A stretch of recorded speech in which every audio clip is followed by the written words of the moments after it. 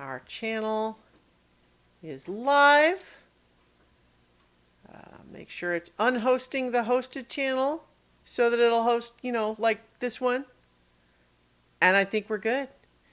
Hello, everyone, and welcome to Adventure on So Many Levels. We're going to play some Dungeons and Dragons. It begins. I am Christiana Ellis, and I am very pleased that tonight we are beginning our brand new campaign with episode 1 of campaign 2. Yay! Hey. Yeah, So many beginnings. yes.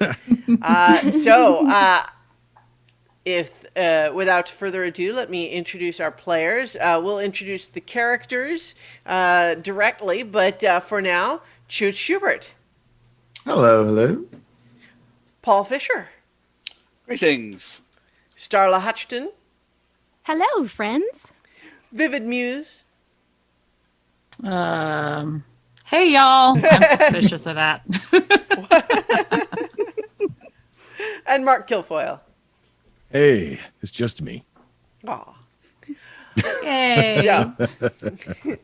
So, last week we had our session 0, but this week the story begins in earnest. So, does anyone have any meta commentary you need to get out of the way before we just launch right into our new adventure? No, ready to launch. Feel like I should have prepared speech, but nope.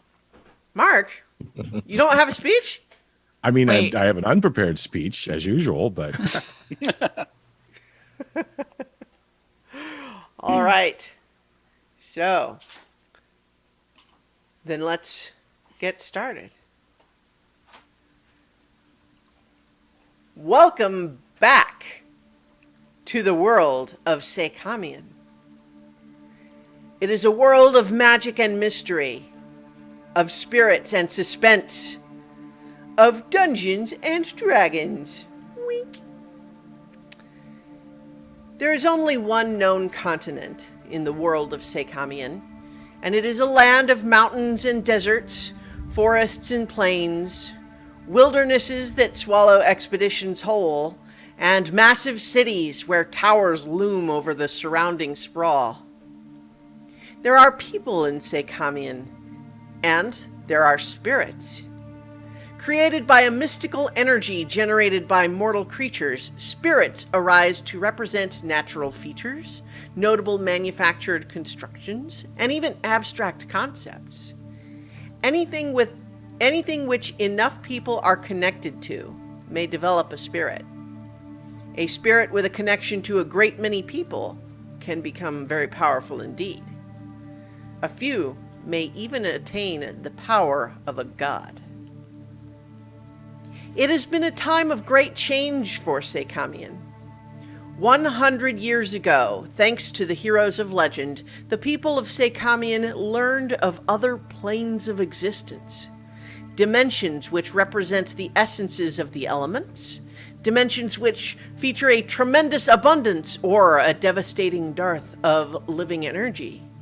Even vast dimensions of ideal goodness or the most despicable evil. Connected by the enormous world tree, Emerit Arboris, travel between these dimensions has become attainable for any who would dare to scale its branches. As a result, Sekamian has witnessed an explosion of knowledge, magic, and technological progress.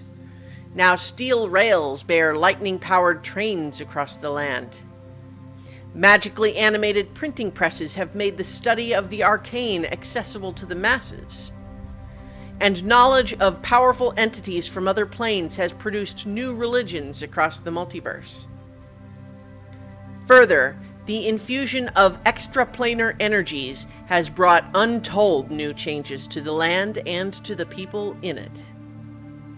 And those people are more diverse and open than ever before. Humanoids of all races and origins have spread across the land and the plains, settling wherever their inclinations led them.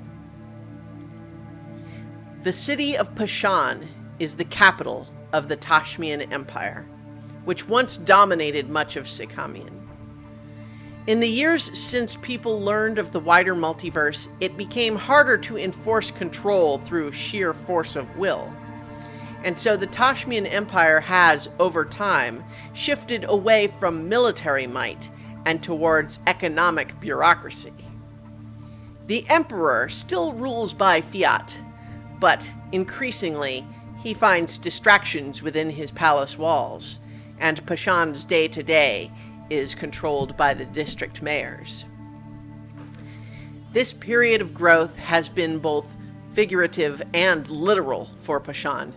The city has expanded laterally, sprawling across the surrounding plains to the point where the old city walls are now simply a curious midtown landmark.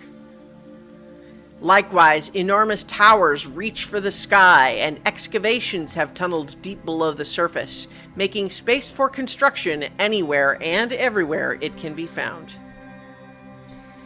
The city is now far too large for any one person to know it all, and it's changing all the time. That alley behind your building used to lead to an Aarakocra-owned martial arts studio and a florist shop specializing in Feywild transplants. But now there's a shop that sells custom illusion trinkets that project bunny ears or old age makeup onto your face. And an embassy from the elemental plane of water that has a perpetual waterfall constantly flooding the gutters. And come to think of it, didn't that alley slope downhill before?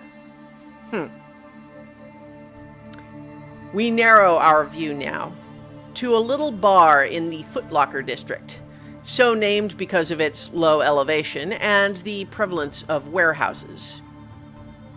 The Cunning Oaf. It's been in this location for a dozen years now, ever since the neighborhood was renovated for street-level businesses and apartments above. It's the sort of place with kitschy knickknacks on the walls, but the dim light discourages close inspection. There's no stage, but there's a hardwood corner that can be cleared to make a small dance floor.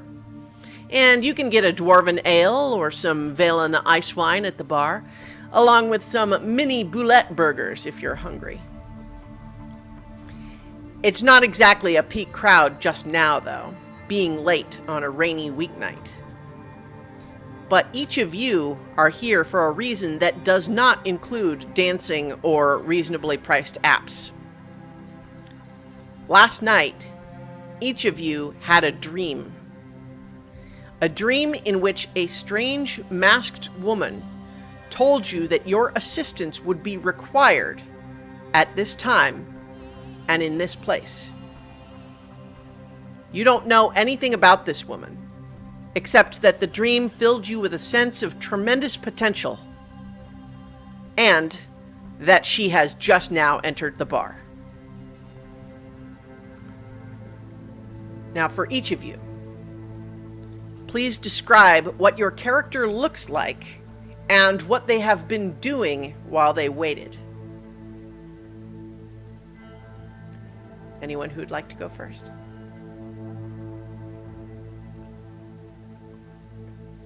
I'll go first for once. So, if one were surveying the interior of the bar, you probably wouldn't pick me out immediately.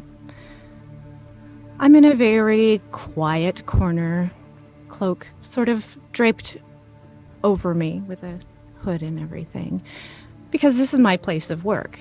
This is what I do almost every night, and I'm waiting for my cue.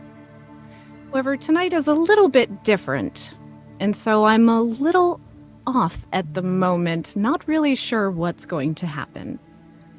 But I'm sitting here waiting, as I always do. Did you describe physically what you look like? Other than the cloak? Well, at the moment, it's kind of obscured. You can't really Fair enough. see. Could be anyone. Could be. Who I knows? would say that my character has befriended the bartender who was allowing her to sniff the contents of the bottles. She's very curious about what everything smells like. And she would be noticeable. She's 7 foot, few inches, and she's a loxodon, which means that from the neck up, she looks like an elephant. And she's just very excitedly sniffing and smelling and reading bottles and asking questions about what things are. The bartender, a half elf named Emerald, is cooperative so long as you're paying. Paying Yeah. happily.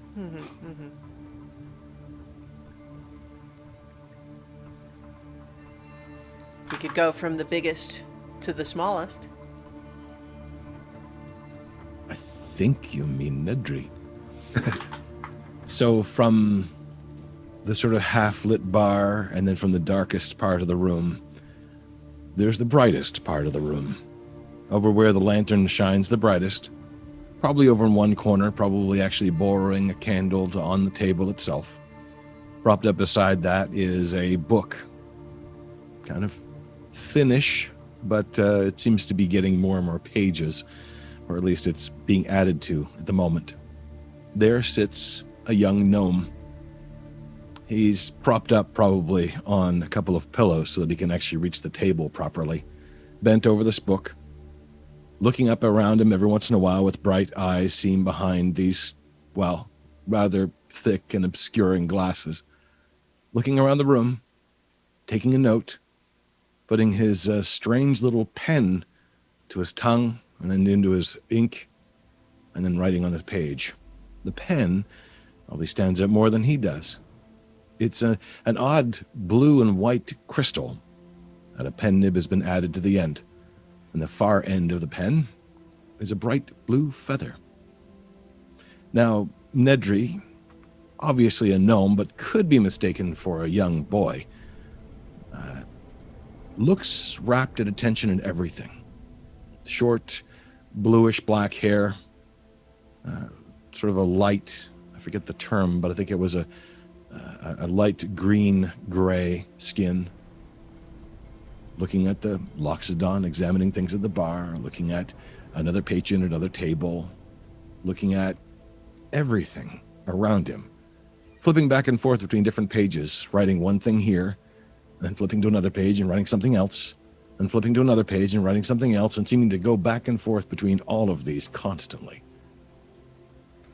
With a sort of half smile on his face, kind of oblivious, wearing fairly simple, kind of almost sackcloth robes. Nothing of any real note of them. All right. 3 down, 2 to go. Okay. I'll go ahead with Sequential would probably be near, probably near a cabinet in the back of the room where anybody could just see, look like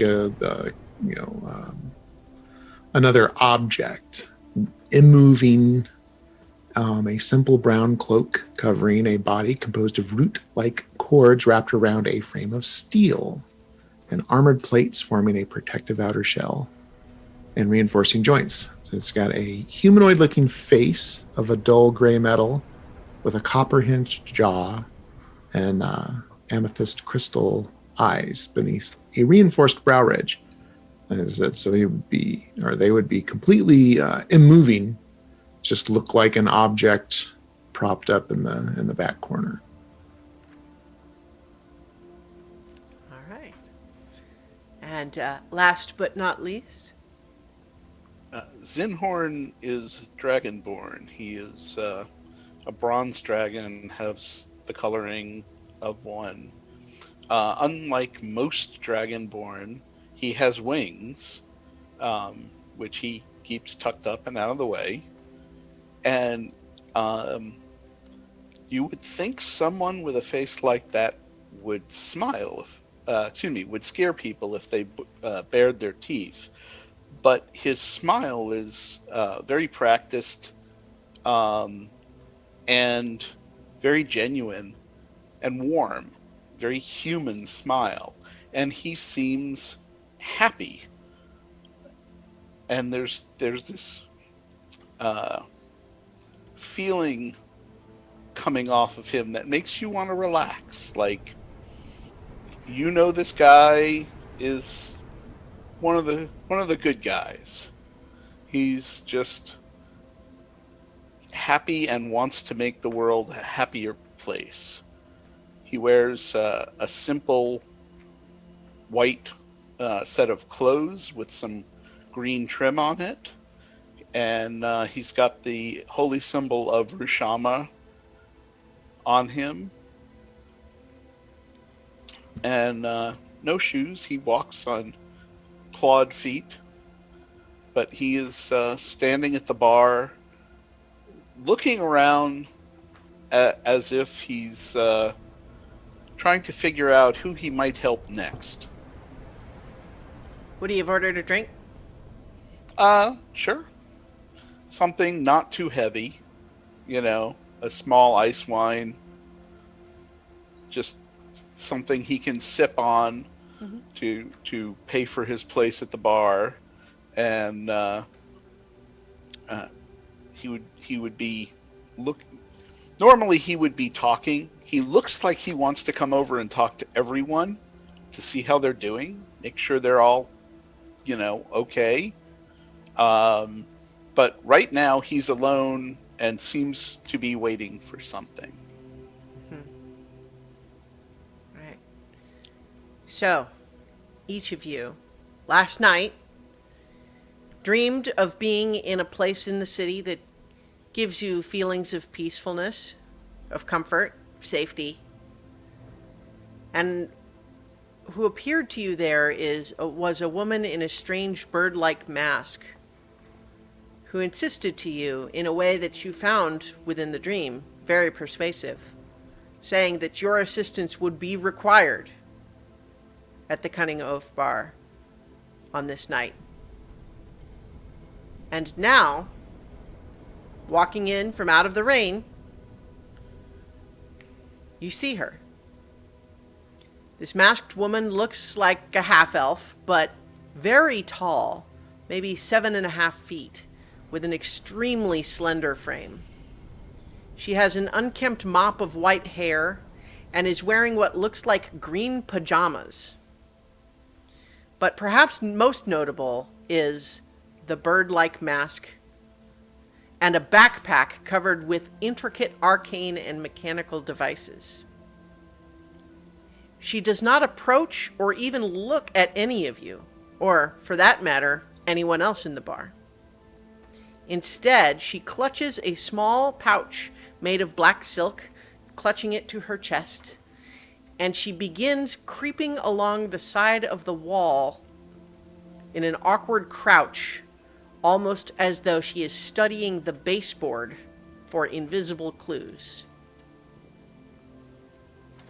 What do you do? I'm over here. I'm over here, lady. No response at all. It's like she didn't hear you. Oh.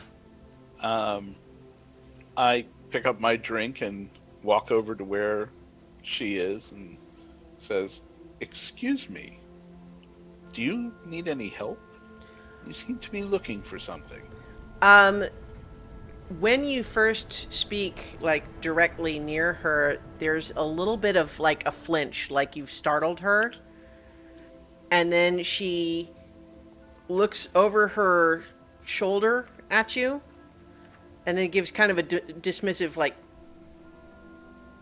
and then goes back to what she was doing. She kind of just waves you away. Okay. Is there an empty table nearby where I can sit relatively close to her and just watch what she's doing? Yes. In fact, if she continues her current pattern, she is making her way slowly along this wall as though she is sort of systematically searching it for some unknown clue. But there's a table that is about 15 feet up, and if you go sit there, you feel like you'll be able to watch her approach, pass by, and then continue on, presumably. I'll do that. You also certainly would have noticed the young gnome who waved to her as well. I'm gonna hop off of the built-up pillows that I have that I'm sitting on. Frida, get that, please. And kind of start walking. The book folds by itself. He pulls his pen and puts it in his pocket. The little ink bottle, the little topper comes on it, and they both start floating behind him as he walks over. Over to where? To the table or to the woman?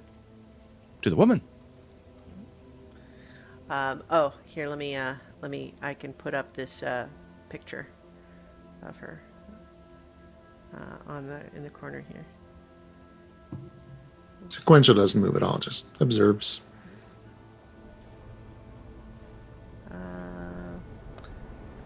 Oh, hang on, I've got the, yeah, there we go. Yeah, so this is what she looks like. So you approach the woman and just stand nearby. Well, I'll reach up and I'll grab her sleeve. Miss? She jerks away from you like you just gave her an electric shock and like literally falls over backwards, scrabbling away from you. Oh, I'm sorry. And I'm kind of walk over to try to help her up. I'm sorry. I didn't mean to scare you. She is like waving her hands like don't touch me, like stay away. Oh, I'm sorry. I'm sorry. Just kind of back up a little bit. Her sort of body language was momentarily panicked, but she's kind of taking a deep breath. She suddenly grasps at this little pouch that's around her neck again, and then she climbs back up to her feet, looks at you, and you're kind of standing a little bit in the way of what she was trying to do, and she kind of like looks down at you, and you're seeing no expression through this mask, but she looks at you and then like further along the wall and then back at you, and I think it doesn't take a lot to gather that she's thinks you're in her way. Oh, I'm sorry. What are you looking for? And I'll just start looking along the same wall. Reach back, and the book kind of floats into his hand. Pulls out his pen. Starts looking for anything to write down. Okay. Make a persuasion check. Oh my God. It's a roll. How do I, geez, I gotta. First roll of the session. Like dice? Make it good. All right, I got these nice Set the little tone. blue dice. All right, this is going to go badly. Oh, that's a 19. Ooh. So at first, there's something that only you would notice, Nedry, because you hear it in your head. But you hear a voice say, "I don't," and then there's it hesitates, and then you hear muffled through the mask, I don't know yet, but I'll know it when I find it. And you notice, first of all, too, that neither voice, the one in your head nor the one coming from the mask, neither of those voices is the voice you heard in your dream. I'll nod sagely and then concentrate on her and send her a message in her head. I'm sorry that I scared you, but I can help. Really. Just let me know what you're looking for. So just as a quick double check mechanically, I don't know if I... Does the message cantrip? Oh, gotcha. I see. Yes. Okay. I was going to say, like, do you have telepathy or something on level 1? I just didn't realize. Message cantrip is perfect. Yeah. So I'm sorry. What did you say again? I was distracted. I'm sorry that I scared you, but if you're looking for something, I can help. I'm pretty good at that. She says, I don't know if there's anything to find yet, but the pocket will tell me. And she resumes creeping along the wall.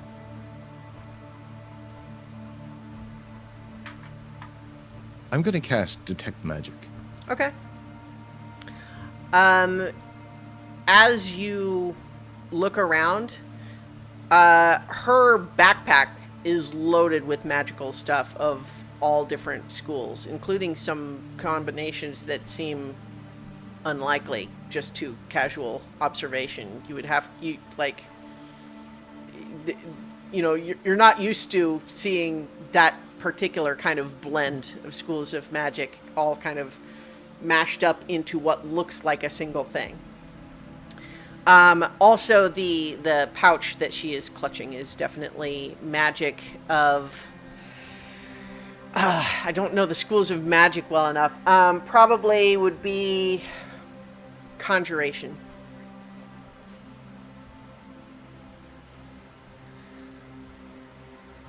Anything about the walls themselves? Or the linen?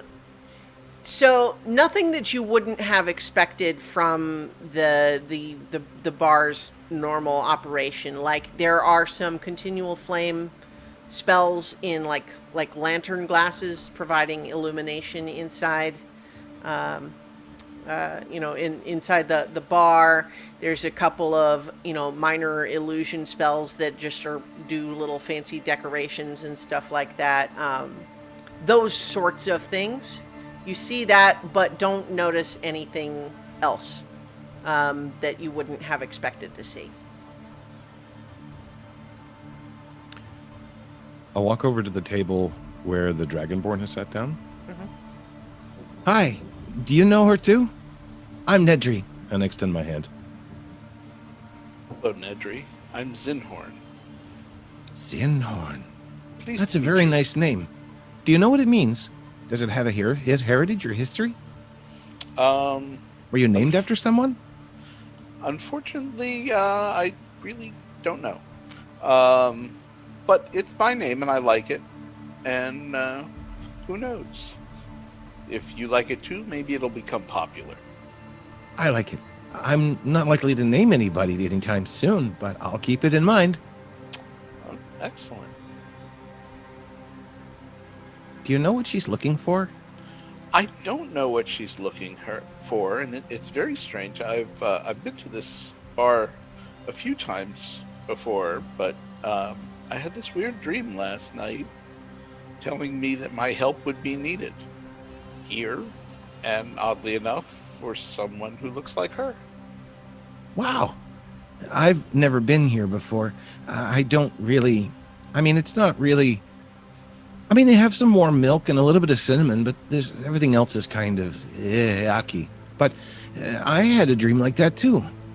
I didn't know what it meant, but Master always says to pay attention, especially when something weird happens. And now that I know that something weird happens, and it happened for you too, it means even more. I just don't know what yet. I don't know either. I'm just watching and waiting to see what will happen, and I'll do my best to help. Can you fly? Do they work? Is that rude? I don't mean to be rude, but you have wings.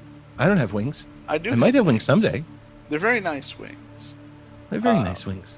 Yes, if I stretch them really far, they catch the wind, but I don't know how to fly, and I honestly don't know if I could fly. Do they catch you on the door sometimes? Or like when you're walking through a crowd, do people like bump into you because they don't even realize that like you have wings? Or when you sneeze, do they go up behind you? Or Actually, they do. It's the weirdest thing. It's so hard to control. It just, I sneeze and out they go. And the number of times I've sent some poor orphan flying, honestly, it can be very embarrassing. I try to stay away from Pepper. So that's really weirdly specific. Do you run into orphans a lot?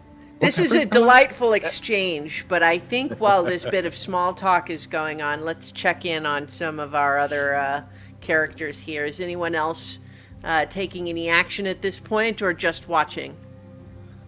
Need more data. Trina would have left the bar and calmly, but her right ear would be just like a little excited, like, and she's got earrings up at the top, so when she gets excited a little bit, they jingle a little bit. So she's walking, but there's kind of like almost like a spur jingle to her when she walks. So she goes over and she doesn't approach the woman, she doesn't talk to the woman, she stands, gives her lots of clearance, and she just sniffs around the baseboards. She's trying to see if she can, she's trying to smell if she can detect anything going on at the baseboard, since that's where she seems to be looking. She's just curious. Make a perception check.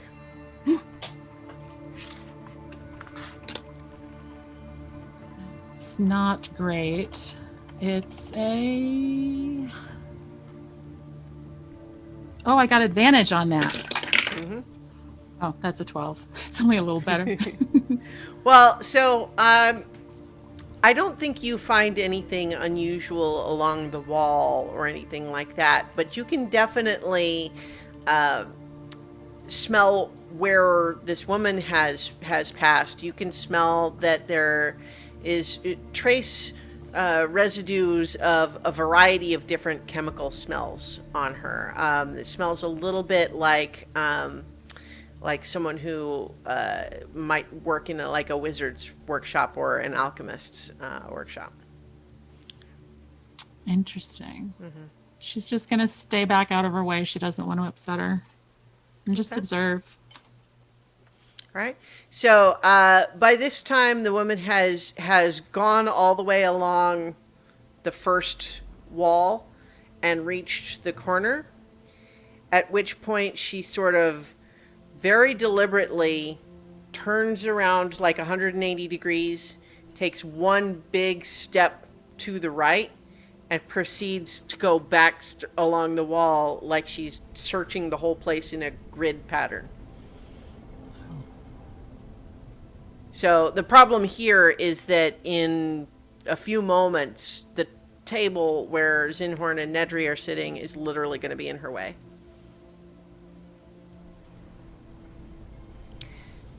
I see this about to happen and stand up and move to the side and motion for Nedry to stand to the side as well, so that she can have an unobstructed path to go under the table, over the table, around the table, wherever she needs to go. So she freezes a little bit when you start to move. But then when you do that, there's a little bit of a nod, and then she does kind of a fancy hand gesture that looks like an old-fashioned, like this, the way you might bow to a ruler or something, but it doesn't specifically you don't recognize it as some specific gesture, but it seems vaguely like some sort of a genuflection to you. Well, I'm literally old-fashioned. Is it anything that I recognize specifically? No, and I mean that's, I think, your or is experience. It old-fashioned to even be more than me? Yeah, so you don't recognize it specifically. That doesn't necessarily mean it's older than your experience would be. It's just a matter of whatever she's doing, you get the idea behind it without knowing exactly, just like different armies across the world or the planes might have different versions of a salute, right? Someone does it like this, another might do it like that, sort of thing. It's so like you get the concept of the gesture, but she's doing it in a way that you haven't seen before. Okay.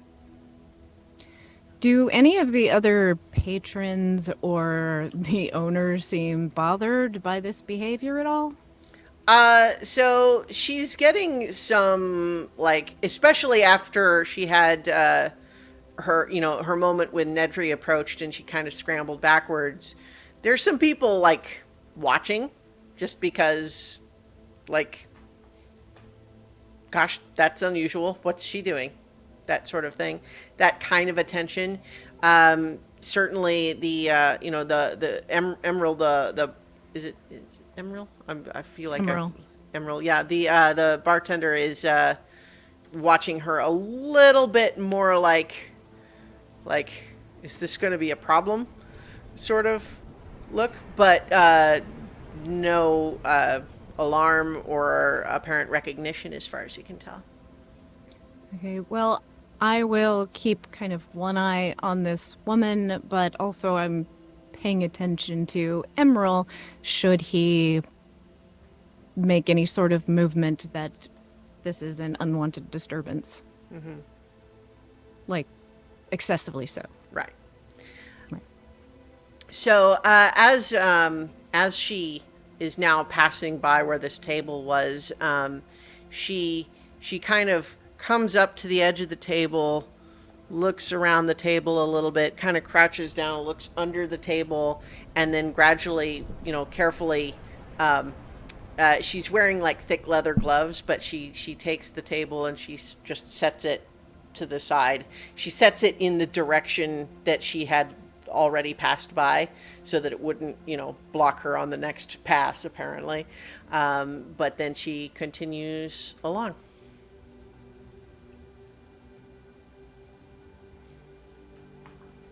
Nedry's starting to sketch some things in his book, and they're sort of having multiple thoughts at the same time, or it seems to be crossing his face. Oh, Freya, I'll need my milk for this.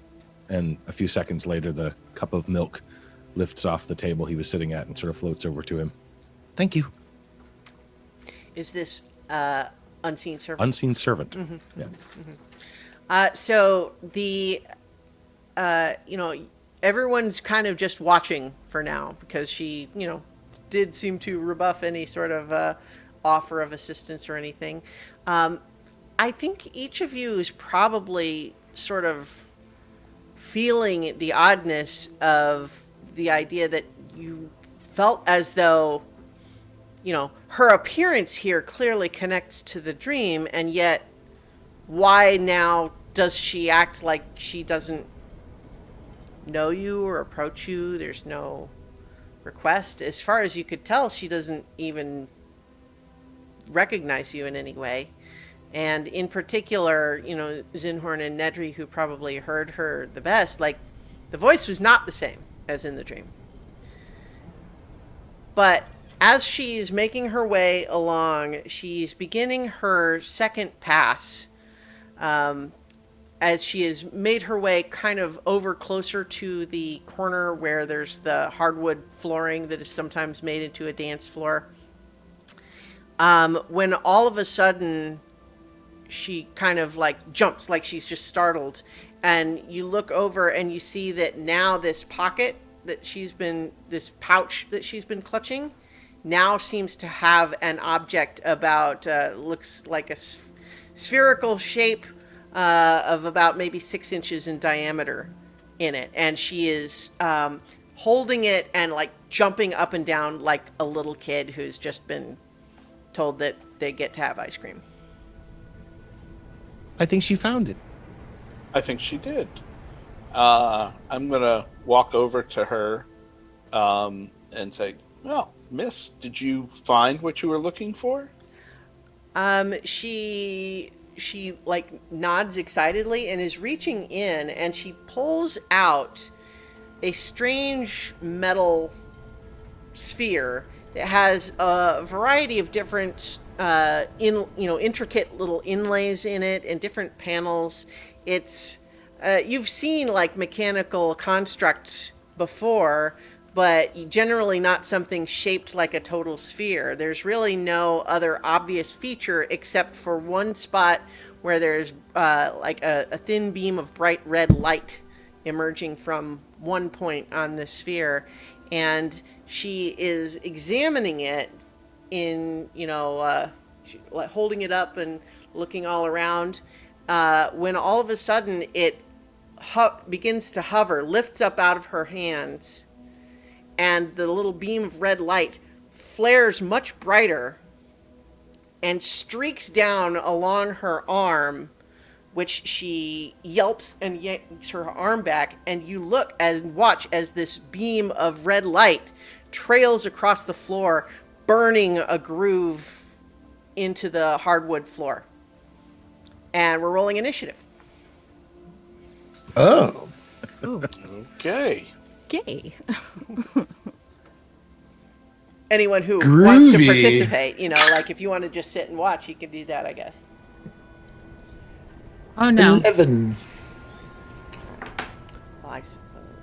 So 13? 4. That's 13 is in horn 4. Sequential? 13. Oh, Nedry was 13 also? Yep. Sequential? 11. Oh, okay, 11. And Trina? 7. 7. Okay, so between Carolina and is it or Carolina? Carolina. Carolina, my apologies. Who has higher dex between you two? I have a 16. I have a 14. Okay, so that just means Carolina goes first with the tied initiative roll. So Go ahead. so I mean, there's no need for you to leap into action necessarily first, but you are up first in terms of initiative. I'm trying to think of my placement in this. So she's kind of towards, I guess, more towards the entrance, like that side of it. Okay, so she's on the opposite side. I don't know what I would do in this situation, so I guess I will just look in alarm at the owner and like, what do I do? You get Nothing. an almost identical expression back at you, like, oh. Yeah. So I think that if you would like to just make a perception check as part of your action to kind of just try to get a better sense of what's happening, you can do that. Yeah, I'll do that. Okay. And that's just making sure I don't have any, because it's, new character. Sure. Yeah. Yeah. Yeah, so that is a 16. Okay. You can see that this woman is definitely clutching her arm, and around where she's holding it, you can see that there's a bright red welt already forming on her forearm, where the this beam of light seemed to trail across her arm, and you can clearly see it burning the floor where it's touching now. But it seems now to be hovering in place with the beam directed out, downward toward the floor. And right now it's just hovering in that spot, but it looks like it's, not going to stay put in that position. It's floating about 4 feet off the ground. All right, Nedry, you're up next. Detect magic is still active, so does it give off a particular kind of magic? Or is it magical at all? I'm trying to think if it would be, I think somewhat like this woman's backpack. It's clearly like a magical creature or construct of some kind. I think it would most closely resemble other sorts of animated constructs that you've seen. But it looks a little different than you're used to. There's something a little odd about it.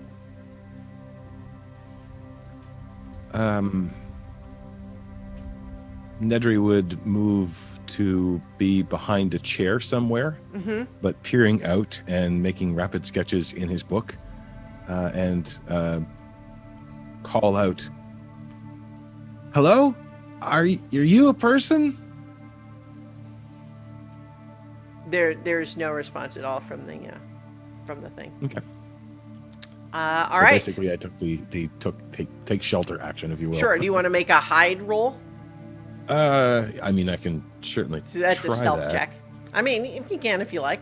I mean, I mean, yeah, it would. He's too obvious about it to hide. 'Cause if he you would, keeps sticking his so head if into you the pillow. taking cover doesn't require a hide roll necessarily. Right, It's right, just like yeah. if you, yeah. So you're taking cover, but you're not like trying to be completely out of sight.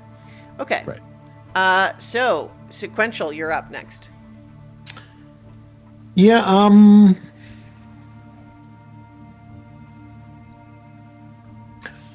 really, they're just gonna observe and wait. I don't even think there's an action, and I would prepare just because this looks like a diggy thing, not an explodey thing. So it's just gonna wait.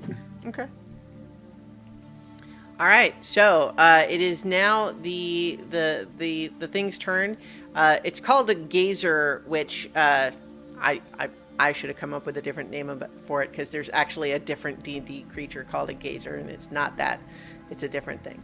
But so it's a gazer, and what it does is it's as it moves around, the beam of light which seems to come out of this thing at a fixed angle, meaning the part of the sphere where the beam emerges is like it doesn't aim, but the whole thing rotates to aim that point. So it's clearly dragging like a scorched trail as it moves along the floor, but then it does move and rotate upward to try to bring that beam up against this masked woman again. Oh, It gets an 11 to hit, which does miss. She's able to dance out of the, like jump out of the way as this red beam streaks across where she was just standing. Trina, you're up.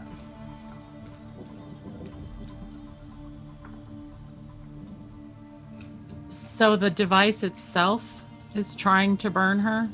It seems to be.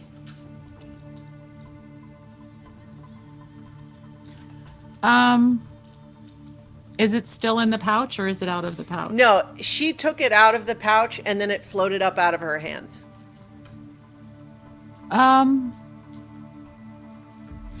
Trina is going to take a blanket out of her pack.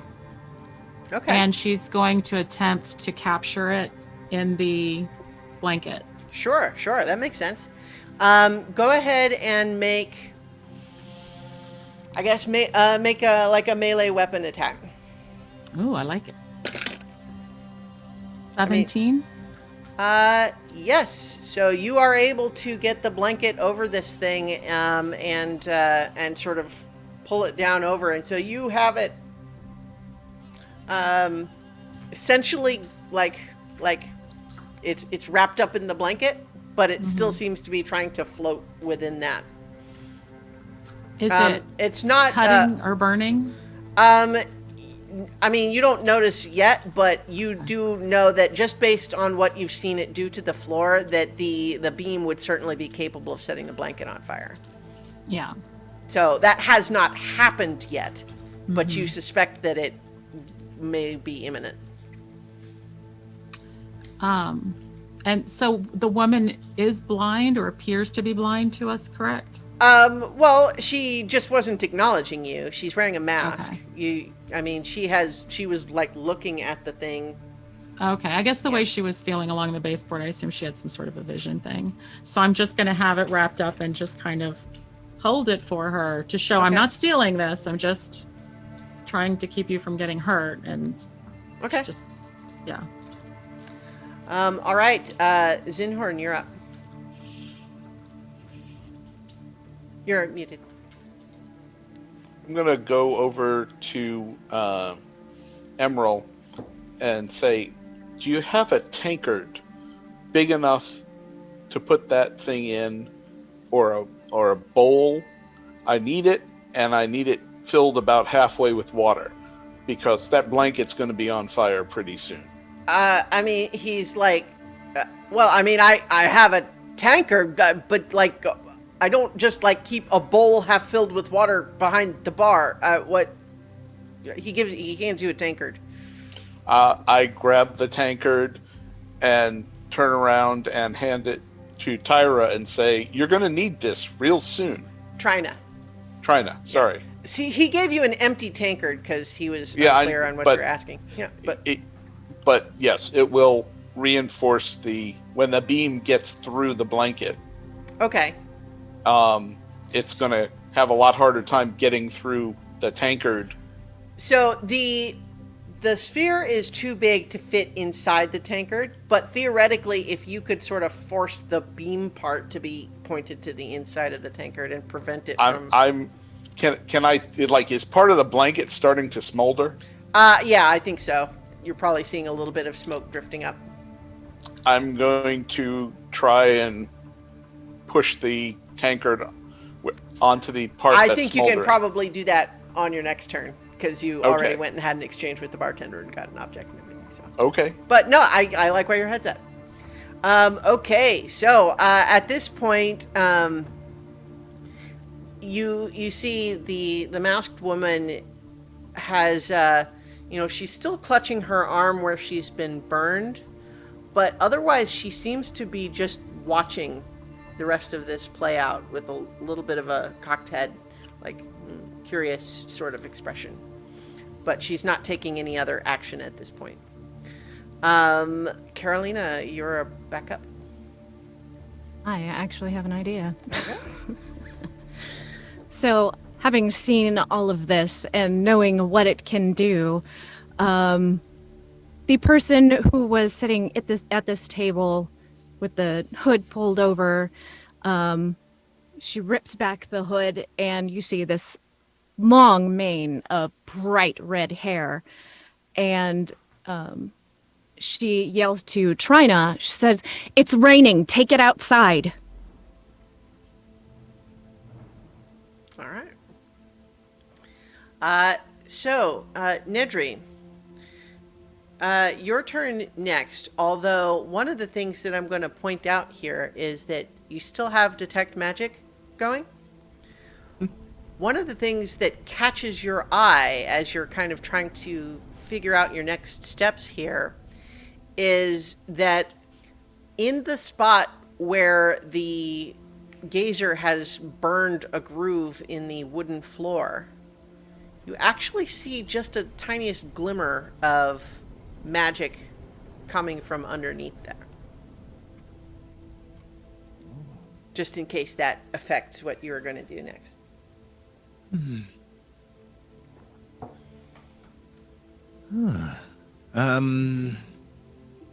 Probably mutter to himself. Master says protection first, and I will cast Mage Armor, Okay. and then start to see if I can crawl over to see this a little closer. Okay. Go ahead and make a perception check.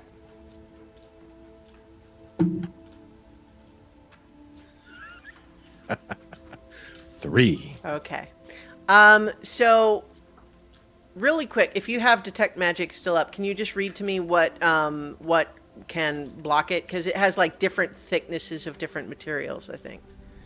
Yep, it's blocked by 1 foot of stone, 1 inch of common material, a thin sheet of lead, or 3 feet of wood or dirt. 3 feet of wood or dirt. Okay. So I think that you notice this this groove goes actually a couple of inches past what this sort of wooden floor material was made of, and so you realize what you're seeing is through a little bit of a groove to some space underneath it, but you don't really get a sense of anything beyond that. What you see is coming from this underneath space, but I think perhaps the smoke coming up from the smoldering wood makes you cough and sputter for a moment.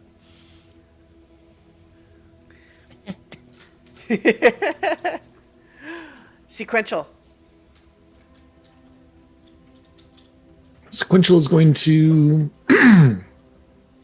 going to move towards the woman now that things have happened and she was attacked, and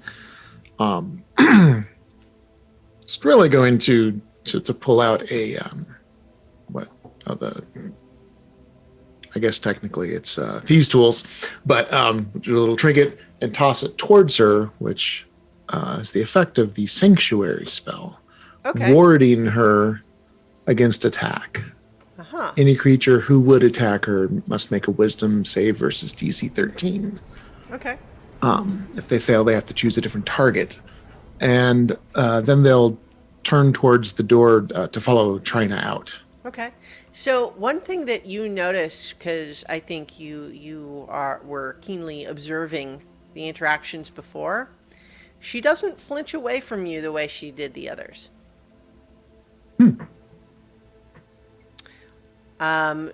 You don't get any like special like otherwise reaction, but she didn't kind of just like react quite so viscerally as she did before with Zinhorn and Nedry. So now it is the Gazer's turn again, and it's going to try to burn through your blanket, Trina. It gets a 14. What is your armor class? My armor class is 17. Okay, so you see it begin, the beam, the blanket catches fire in a relatively small spot. And the beam kind of streaks out again, but it's not in a direction where it hurts you, and doesn't seem to, it leaves a little bit of a black trail along the ceiling where it has streaked, but it's at the same time not holding in place. It's moving too fast for it to do too much damage. Okay. But it's clearly trying to burn its way out, and your blanket is, smoldering. But now it's your turn. Going to carry it in a way that it keeps the beam pointed at the ceiling so it doesn't hit anybody else, and then just rush it out the door. Okay. So, as this, as you get it out into the rain, are you like trying to do anything else with it, or?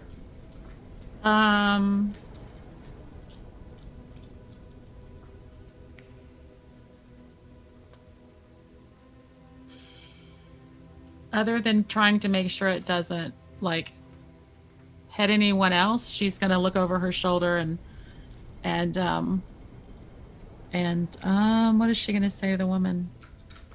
She's just gonna tell her that, you want this? What are we doing here?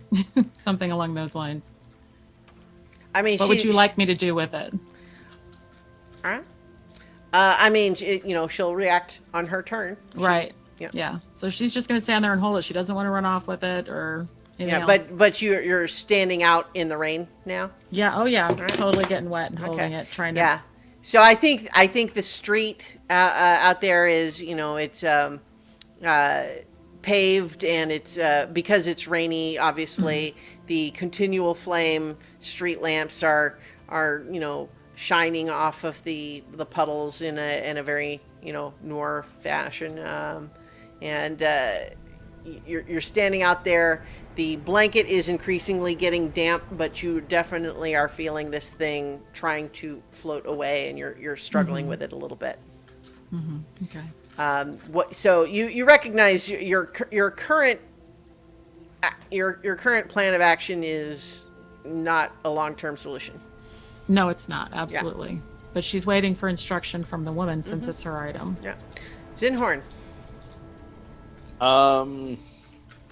I am going to attempt to help trying to control the sphere and get the tankard over the beam of light part. Okay. So what I'm going to have you do is essentially like a grapple check here. So I think in this context, I will allow you to use either athletics, which would be the standard grapple, or sleight of hand because of the unique nature of your specific action. You can use either, and you're rolling against its acrobatics score. Okay. I'm going to go athletics because I've got a +3 on that. Okay. And I am rolling a d20, and I got a 13 plus 3. Okay, yeah, you are 16. successful. So you manage to, get a hold on it, and then as you kind of pull the blanket aside, I'm assuming Trina is cooperating with this, and then you stuff the tankard over the place where the beam is coming out, and it's clearly trying to go. You're having to try to hold it still, but you are able to block the beam for now with the tankard. I wasn't going to take the blanket off. I was going to help use the blanket. Okay, well, so fair enough to then. help control it. Well, so the blanket is still between you and this thing's surface then, but the beam was coming out of the hole that had burned in the blanket. So you're gripping it through the blanket then, and you're jamming the tankard over it. And so for the moment, you have obstructed this thing's beam, but it's already getting hot in your hand. Okay. All right. Carolina. Again? Okay. Every round? There's less Yeah. of us. It doesn't take as long. Yeah, I don't. Also not level 20 with, 15 different Yeah, things you need to do every turn. It's just not a lot here that I can do, really. Yeah, I don't. Hold on, let me see if I can do that.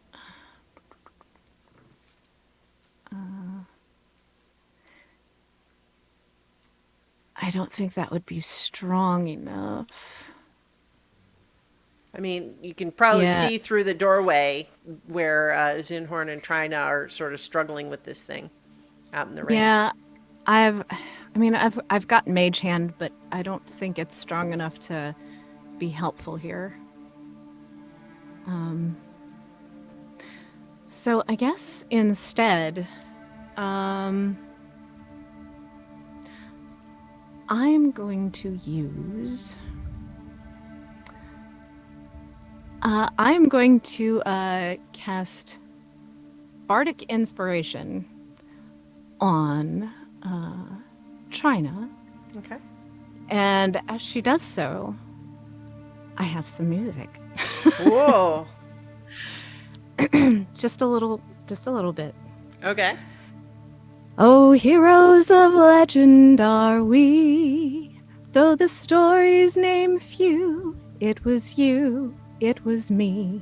Through hope and fear, we have beat back the darkness. A legion of heroes of legend are we. And there's your Bardic Inspiration. Wow. Oh, look, goosebumps. I think that's Love worth. that. That's just the chorus. Okay, so I think that's worth inspiration, not just the Bardic Inspiration, but the why do they so, not Viv, give it a different name? Inspiration. Viv, you have a 1d6 for the next 10 minutes. You can add it to one ability check, attack roll, or saving throw. It can be added after seeing the roll, but before knowing the outcome. So, All right. Okay, thank you. So, Nedry. Serenade me anytime, by the way. oh, I got a whole song for you. Yeah. So, Nedry, you don't need to make another roll this time if you're just still trying to see down what's under there. Assuming that's what you're trying to do. Is that right? Or Oh yeah, I'm going to get out my dagger and see if I can pry away a little bit of this. Okay. You think that it's going to take more than a few seconds with your dagger to pry away what's here. But what you can get a little bit of a better glimpse of looking down through this little burnt groove is that there's clearly like a depression in like a pit in the main floor of this room there that was basically like boarded up and floored over, which makes sense. Is like, oh, maybe that's why one corner of this room has a hardwood floor when the rest of it doesn't. But nonetheless, you can see that there's clearly another room perhaps down there, but more of the magic down there. I apologize for not giving you more of the schools of magic. I'll have to study up on those more, because I just don't have them like quite so readily for complicated things. That's fine. That's fine. Nedrick would probably cry out, "Oh, there's something down here." He's not really paying attention to anybody, but Okay. more for himself. Yeah. So, in the meantime, the masked woman is not really doing anything else. She has followed a little closer to where Trina and Zinhorn are, but it seems like she's just doing that so that she can continue to watch what you're doing and to see what's happening. She's still kind of holding her arm, but she's just kind of watching things play out. All right, Sequential, you're up again. So Sequential wants to move over to where they are with the object, and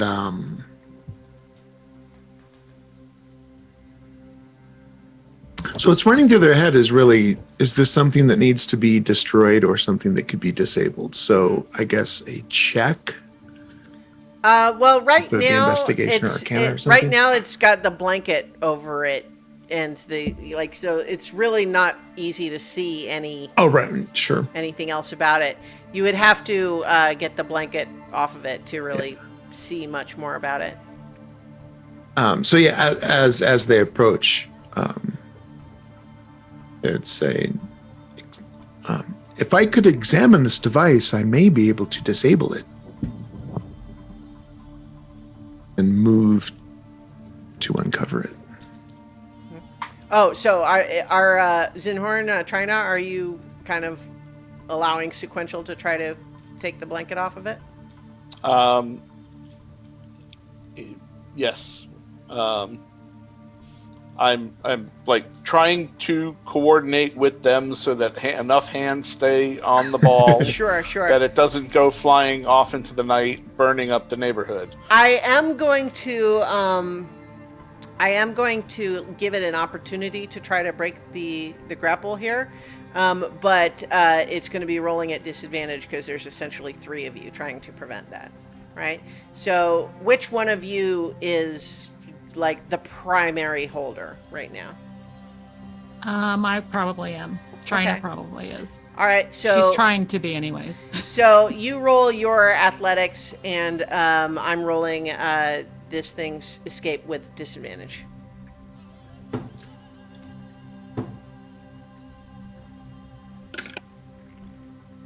That is, a 24. Oh, yeah, so no problem. This thing is like squirming around in your hands, like an angry pigeon, except that it's just a sphere. So like it's just like, but your grip is rock solid. It's not getting away. If anybody could detect it, she's grinning from giant ear to giant ear. This is the most fun. So here's the thing, Sequential. Now that you've gotten a look at it, well, let's have you do an investigation check. What?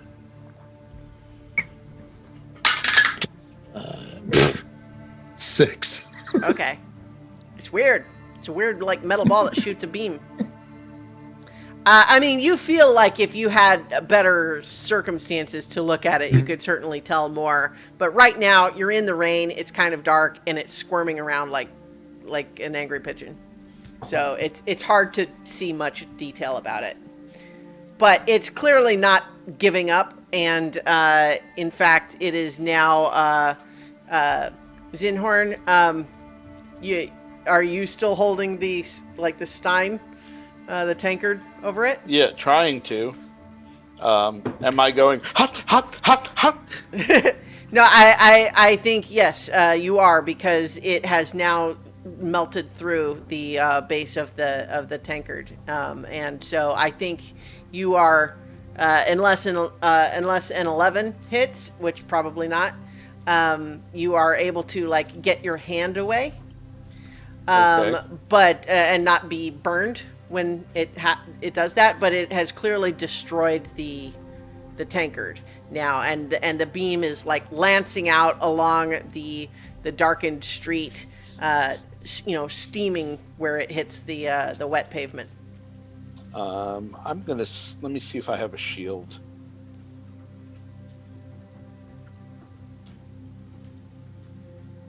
I do have a shield. It just says shield. Okay. It doesn't say. I'm assuming it's metal. Well, so that was its turn. So next Okay. is your turn, Trina. So, Trina's going to. Jesus. Curse the day she chose not to have spells. She's going to. Her whip is on her hip, so she's going to take her whip and try to secure it around the ball so that it can be examined with more surface area, because right now it's kind of covered by my hands, kind of covered by the blanket and the tankard. Well, the tankard's gone now, so It's I'm not sure I follow. You're trying to, like, you're not attacking with the whip. You're just trying to like wrap it I'm around trying it? to tie it up, like to hold on to it. So if it does try to break free, then instead of having both of my hands on it, I can just be holding the whip, and it's just or maybe I should use a rope just to like encase it. Like, I don't have a net that would work like that, like to throw it in, but the net would like, I mean, you can try to grab it. yeah. I don't think you're grabbing it with the whip, though. Right. Right? So, like, you can grab it with your hands and try to... Tie the whip around it is the only thing well, I can think of to do. I guess I'm just not clear on what the whip is helping with at that point. If you've got it grabbed, what is the whip doing? Then I can take my hands off of it so Sequential can see it better. Oh. There's less surface area covered by my monster hands. I'm sorry, Loxodon hands. Yeah. Mechanically, I think we're okay. Okay. Yeah, let's just grab it and not deal. Yeah, she's mess just with going the to whip. try and point the beam up in the sky. Well, so let's make another grapple check, Okay. though. Not rolling great. Okay, that's a 10. It actually got a 10 also. So I think that that's a tie.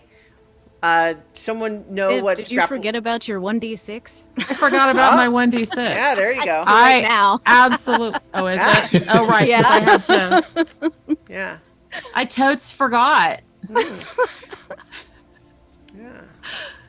So, what do you want to do, Christiana? Well, so if you even a 1 on the 1d6, if you add that, it'll beat the Gazer's grapple escape. So you'll Oh, have that's it a grappled 6. again. All right. Yeah. Okay. Yeah. So you've got it, and you're able to kind of like muscle it to where the beam is pointing down at the wet sidewalk, and just it's kind of like creating a little column of steam, where it's shooting, but you've got it held again for now. Delightful. Yeah. Zinhorn. Now it's your turn. Muted. You're muted. You're babe. muted. I'm going to drop the tankard and attempt to get hands on to help reinforce Trina's hold on it. Okay. Yeah, so I think what we'll just do is you're helping, so when it tries to escape again, it's at disadvantage. Okay. All right. That brings us back up to Carolina again. Man, I don't. Okay.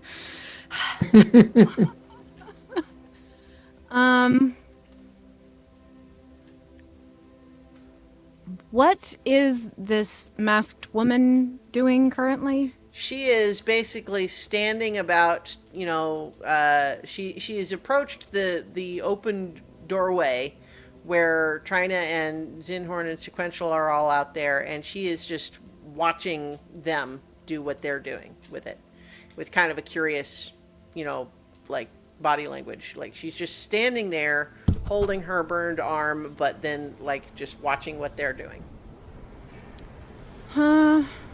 Well,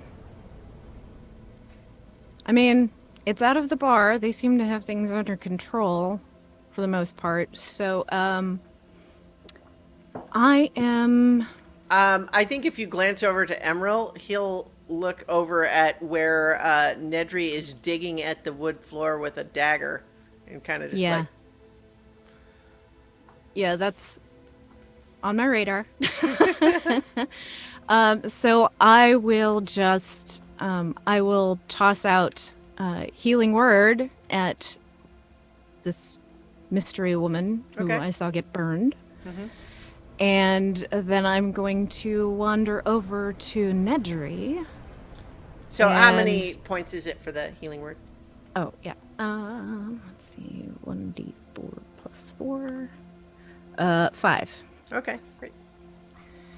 And She is completely healed. Sweet. And I will crouch down to where he is and be like, what are you doing? There's like a whole room or something down there. It's not moving much at all as he's kind of leaning on the dagger. Yeah, it's actually your turn now. So, like, if you want to try to make a strength check, If there's a little gap, he'll just sort of put his head to the gap and try to peer through. well, so then- tell me, Mhm. are you literally trying to pry it up with a dagger in this one little groove, or are you looking for some way to open up where the floor is? Right now, just trying to look to see what's on the other side. Okay, He's not strong enough, and he knows he's not strong enough to actually pry up too much. right. But if he looks through the hole and sees a space there, he'll call out, "Freya, can you find a button or a door or something?" And see if the unseen servant can move into the space. Okay, so, I mean, like, do you want to roll perception for your unseen servant? Yeah, they're pretty bad at everything. Well, maybe Actually, then you really- should do it yourself instead of having your unseen servant do it. But up to you. Yeah. Well, the idea is, he's kind of peering through and trying Yeah. to see what he can see, and then try to direct the Freya to it. I guess that'd be another perception or Yep. investigation or something. Okay. That's a 19. Okay, so that is for your perception or the Yes. servant's? Okay. So yeah, you can see that about about maybe 4 or 5 feet below where the wood is. It's dark down there, but you have dark vision, I believe. Yep. So just dimly in sort of black and white, you can see that there looks like there's some kind of magic circle sort of looking, pattern on the floor down there. But it's hard to see much more than that. Just, a little sliver of some runes engraved on the floor down there. So what about your servant looking for some other way to open it? Well, I can direct it if I could see a way to open it, but for now, Well, I'll just, okay. I mean, you said it's have not it- intelligent. Okay, well then, you said look for a way to open it. I'm trying to give you an Yeah. opportunity for that to be anything. Sure. All So, right. Otherwise, it shrugs its invisible shoulders. well, Nedry speaks to us as if it is intelligent, but it's Yeah. not. Okay. But when he looks through and tries to see if there's anything there, he would direct Freya to go in, but it can't do anything when it's in there because it hasn't got anything to direct it to. So Okay, so I mean, it can unseen servant pass through walls and stuff? it's formless, Okay, I mean, I guess so. mindless, shapeless force. Okay, well, but the point though is that like if you're saying to look for a button, like I need to know how good it is at looking for buttons. It can't. He's saying it, but it can't do that. All it can do is move into the space. Okay, then. And Well, he's then trying to the look answer for the thing is to tell that it to do. it does not make rolls, and then we're moving on. So, like, Yep, you're yep. confusing me Nope, by that's telling it exactly. to do things it can't do. All right, Sorry for the confusion. that's all right. So at this point, it's the masked woman, and Carolina, like, do you have any other sort of response to Nedry not really like paying any attention to you as he continues to dig at the floor? Well, he said there was like, trying to remember now what exactly he said because it's just like the stream of words. Yeah. He would be kind of describing, like, I think there's something down there, like a room, Yeah, and there's something yeah. on the floor, and it's written and painted or something. So as Kind of you're magic. Yeah. as you're kind of taking that in, you also hear in your head a woman's voice say, "Thank you." If you kind of glance back over, you see her not, the masked woman not looking at you, but still looking out at the, the people messing with this thing. I just, I guess, nod because that was not something that happens every day, but okay. All right. That makes it sequential. Your turn again. You want to give it another shot? Yeah, another Or- investigation. Yeah. Oh, 25. Okay, that's pretty good. The critty crit. Whoa, crit Although you even, can't huh? crit skill checks, but you know. Well, yeah. I mean, the maximum that you can roll is still pretty good. So here's what I think shocks you. You know that your own construction differs from other magically animated constructs in a number of ways. And this thing does not look like your own construction. But it differs from other constructs in many of the same ways that you do. Like, it's not the same, it's not made like you are, but it shares ways of being different, if that makes any sense. It looks like a style of technology that resembles your own construction more than any other ordinary construct you've seen. However, there does not seem to be anything on it that you can interpret as any kind of like control. There's no like buttons or switches or anything like that.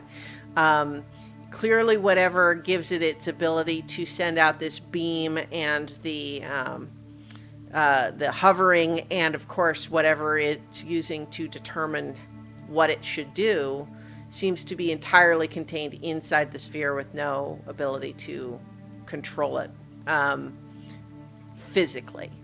Like you would guess that whatever means there are to control or operate or dictate this thing's behavior is probably via command word. Okay. And I'm guessing that would be my action. Yeah. And so I recommend smashing. Yep. So, speaking of that, it is now going to try again to escape on its turn. So it's rolling at disadvantage against Trina's athletics. Nope, probably not. Got a 4. 23. Yeah, it's yeah, it's making kind of like a desperate sort of whining grinding noise as it's continuing to try to struggle out of your hand. But at this point, your arm and your hand is just like rock solid, and it's just like buzzing angrily. But now it's your turn, Trina. Sequential recommends smashing. She's gonna look at him and just grin even bigger if possible, and just smash it with all of her strength into the ground. Okay. I think this is probably qualify as an unarmed strike. Probably. Yeah. I think I'm not going to make you roll to the attack, but just damage. Oh, okay. So.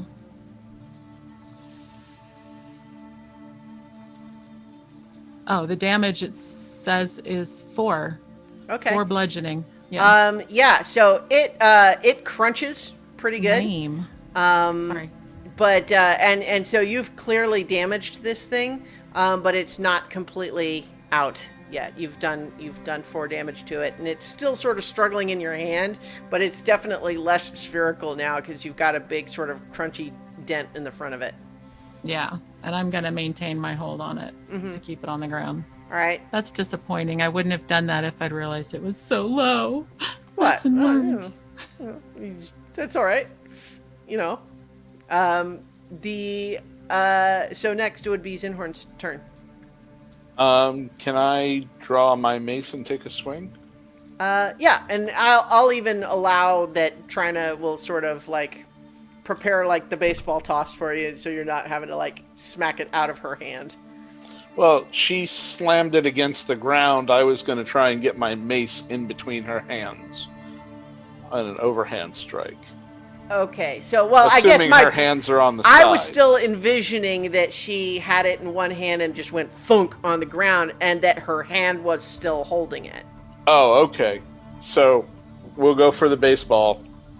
Yeah, so you kind of prepare the mace, and Yep. I'll allow for the sake of narrative that go ahead and make your attack roll. All right. You're releasing the grapple so that he can attack without hitting your hand. Whoops. Hold on. With a giggle. I got a 22. Yep, no problem.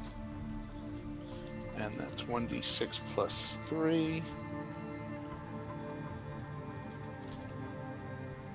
That's 5 points of damage. Yeah, this thing crunches and immediately stops hovering. It's concave now. It's got little plates that have sort of sprung open a little bit, and it like soars over and bonks across the threshold of the door into the cunning oaf. And as you watch, the bright little red light sort of blinks out, and it seems to be inert. And I'm going to give anyone who wants to an opportunity to compete for it, but the masked woman is going to like make a dive to like try to get it before anyone else does. No, I was just going to say, you're out of here. I'm going to let her do her thing. I am. All right. So you all watch as she grabs it off the ground and is again like turning it around and inspecting it in much the same way she did before it burned her. But this time it's obviously inert and destroyed, but she doesn't seem to have any particular emotion about that other than the curiosity. She's turning it over and over around a little bit. There didn't seem to be any seams or way to disable it without destruction. She looks over to you and kind of cocks her head just a little bit. And then you hear in your head sequential, no, there wouldn't be. And then she reaches over and a little like little round opening in her backpack, like, Iris is open, and she drops it in there, and then Iris is closed again. And she moves over to where Nedry is fussing with the floor. Excuse me, miss, are you still injured? She looks back and holds up her arm just to indicate that the burn has been healed, but doesn't otherwise, address you. Excellent. I'm going to go to the bartender. Sorry about your tankard. He's kind of like, he sort of shrugs. Is like, I mean, the tankard's not expensive. I mean, thank you for taking that thing out of here. Yeah, didn't want it to burn down your bar. Yeah, appreciated. Is your friend there trying to tear up my floor? I don't know, but I can go check on that. So we're good? Sure. Yeah. Awesome. So I'm going I would to go say over just to as you- Emerald. I'm going to go over to Emerald and kind of motion back to where Nedry is. Like, do you know if there's something underneath, like any apartments or?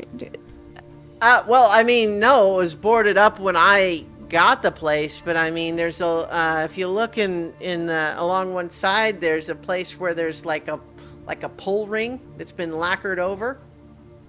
So like it was a trap door, but then they lacquered over it. So like it's sealed, but like obviously was something there. I mean, I never messed with it.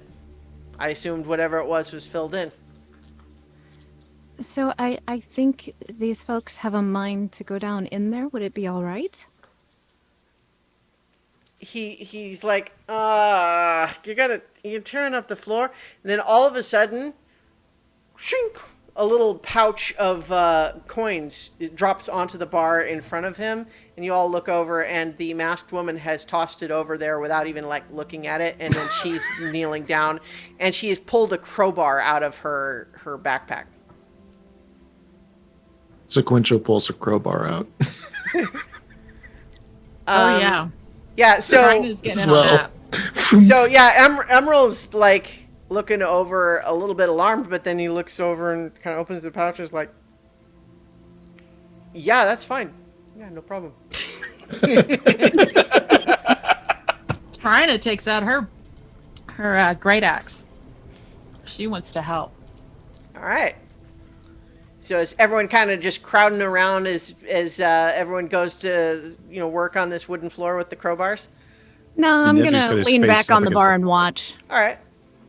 Nedry has his face up against the floor, kind of trying to angle in to see more. I don't know. It's like a room or something. And then kind of looks up. Oh, hi. Yeah. There's a room down there or something. So the masked woman has the crowbar, and she gives you almost the exact same like you're in the way sort of gesture. Oh, okay. He kind of backs up.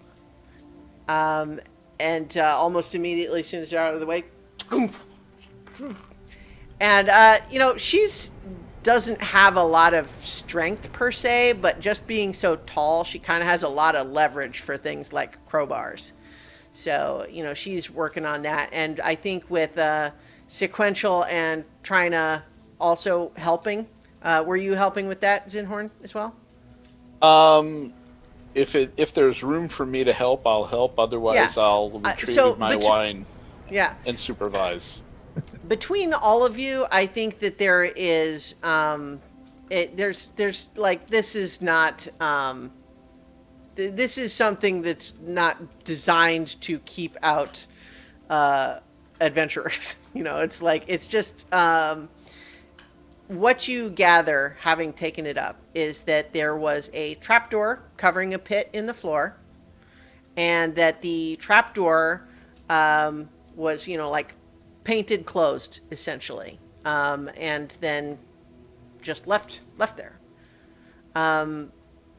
But as you are like tearing it up and looking down in there, you can see that there is along one side of this pit, there is a very steep set of like carved stairs that's almost more like a ladder. Like it's stairs, but they're very steep. Like each one is only about like an inch wide and a foot deep. And then so the pit is about 5 feet down, and there's like a bit of stairs to sort of facilitate climbing in or out.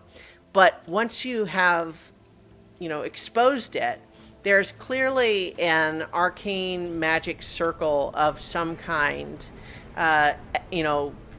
engraved in the floor there.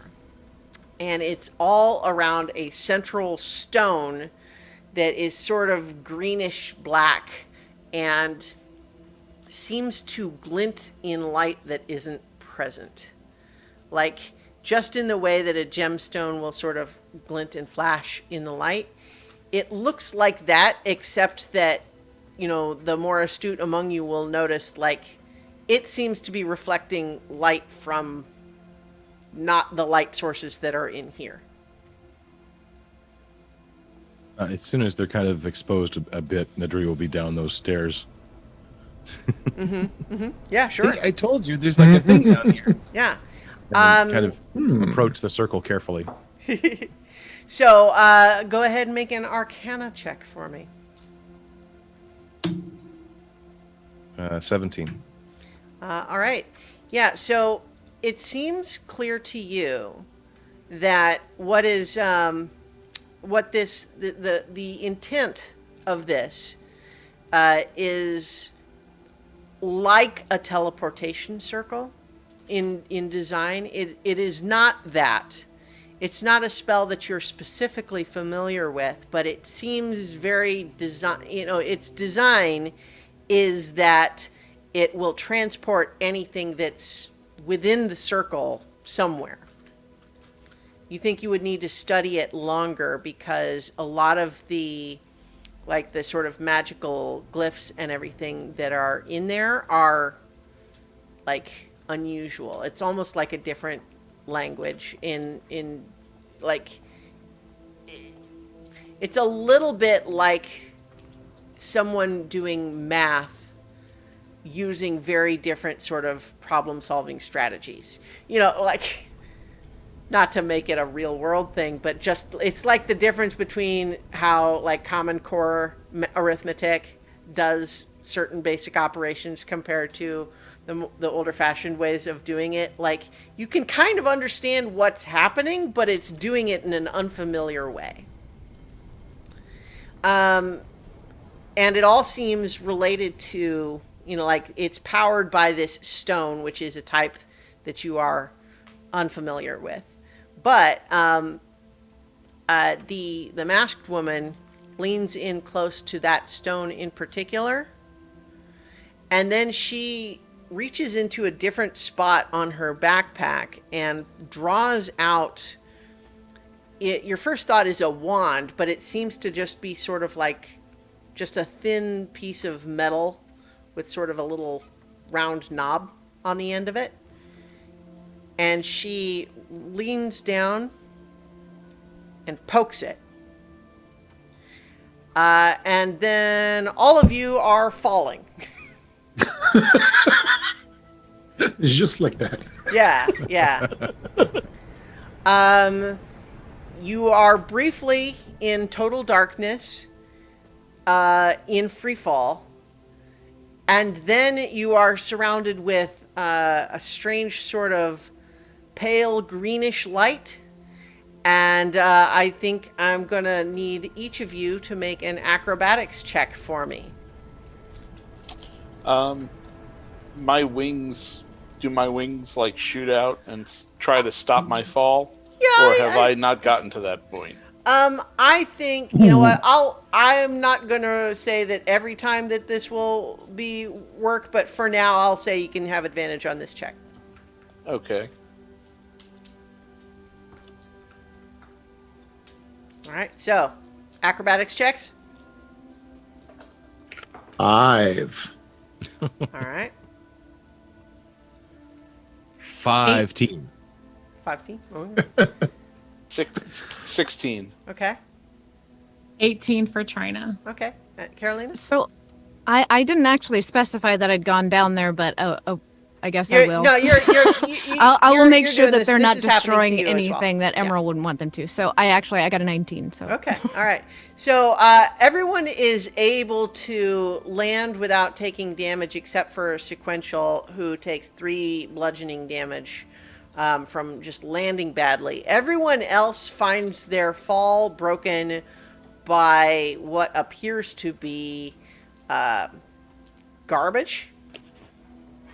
Not like food refuse or wrappers or things like that, but you appear to have landed inside some kind of a junkyard. You look up around you and you can see that this is not sky above you. There is some kind of a ceiling, although it's very high. It looks like it might be like 50 or 60 feet up above you. You have sort of slid down one side of a little bit of a pile of what just looks like mechanical junk. It looks like sort of an industrial junkyard where broken equipment or constructs and that sort of thing would be disposed of. And so what you've kind of tumbled down over is like a pile of sort of like loose bolts and nuts and stuff like that that are sort of sloped up against one wall, and you realize that the wall gradually rises up in a curve to meet up with the ceiling. And as you kind of follow it around, you realize that you're inside something almost egg-shaped that is maybe like 200 yards across. And everything is lit, like the ceiling seems to be giving off sort of a sickly green glow. And you are surrounded by piles of junk. And with that, we're going to go to the map. Look at that. The masked woman is with you.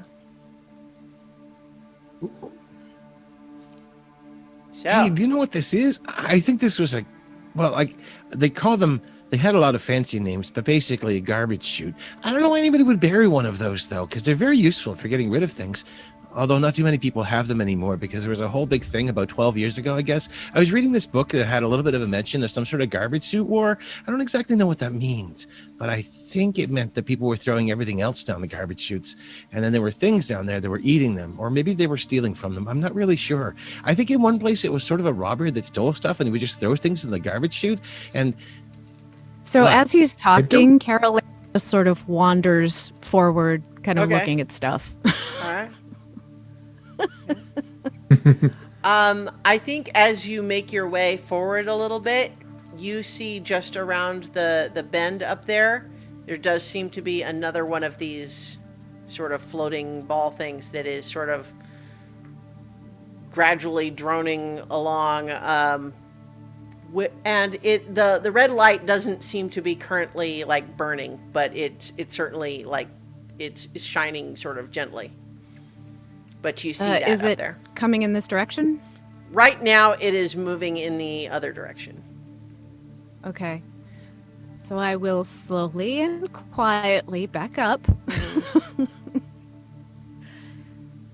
And I will kind of point ahead and say, there's another one of those things, the beam of light things. It's just up over there. It's going the other way, but I don't, maybe it doesn't know we're here. So we should be quiet. I wonder what they are. I mean, are they sort of a thing, or are they a thing? Like a people, or like a Nedry. thing? Nedry. Hmm? Certainly seemed like a thing. Inside voice. Inside voice. You can hear in your head. Oh, I understand. You also do hear in your head, Nedry, this woman's voice again saying, "They're like servants' constructs." Oh. That's pretty neat. Wow, somebody must have a lot of money if they have these kind of things for servants and stuff. Oh, right. Well, I can't talk to all you at the same time with that. Does not seem like refuse to me. This is all valuable resources. So many possibilities. The masked woman has been like, she looks like she's systematically looking at the horizon, and then gradually she points at one particular location, and you look over there and you see that she's pointing to something on one of the walls, maybe 150 feet away, where there is clearly an outline of a circle with some runes on it that is really the only other feature of any kind on the walls or ceiling. And so the piles of junk kind of lead up to it, but that's she just points to it and doesn't say anything else. Oh, Nedry will trot over to it. Definitely head straight to it. Well, no, so it's a ways away, so you would have to go past where the this floating thing is. Hey, there's a thing. So In that direction. on this map, she's pointing basically to the east. Trina will take out her shield and start heading that way. But if she were to take a sniff of the air, was there anything in particular that she would smell? Would it just be oil? Yeah, it would be like oil and rust and metal and chemicals. There's not the sort of food rot that you might expect from a standard garbage dump. Fascinating. All right, So as Trina goes past, Carolina follows fairly closely with just kind of wide eyes, just kind of always looking at her, almost in awe.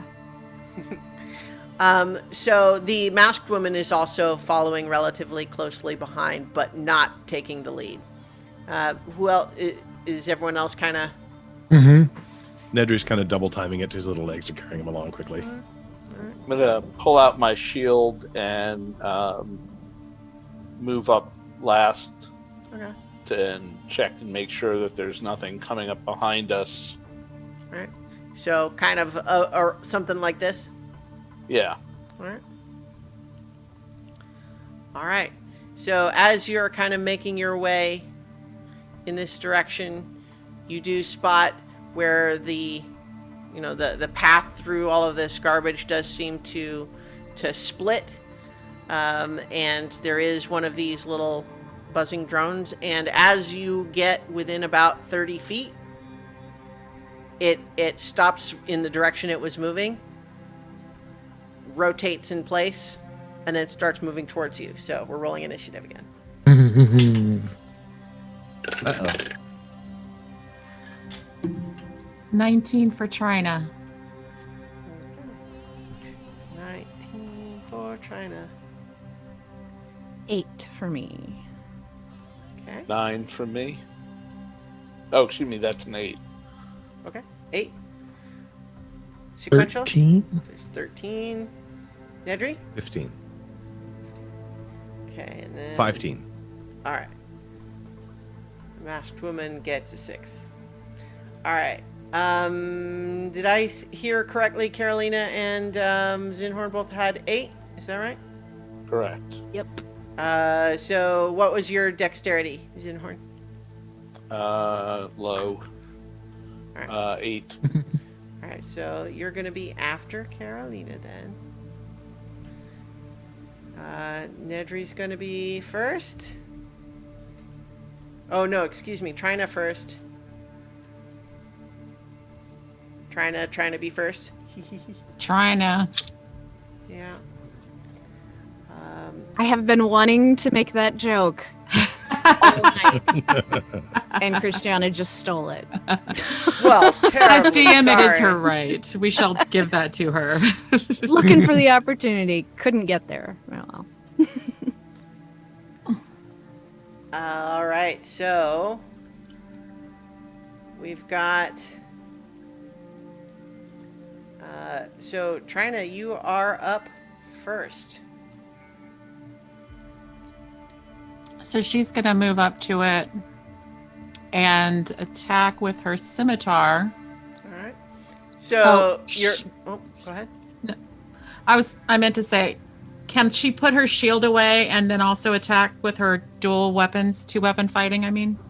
I mean, you had your shield up, so Right. if you want to like put it away and draw the other weapon, you know what, we'll allow it this time. But generally speaking, to draw a weapon would be a free action, but to put a weapon away also, like, so if you wanted to just drop the shield on the ground and draw the weapon, like, that's all good. Normally, Yeah, let though, me to do that. Yeah, okay. So That you way kinda- someone can pick it up if they need it. Sure.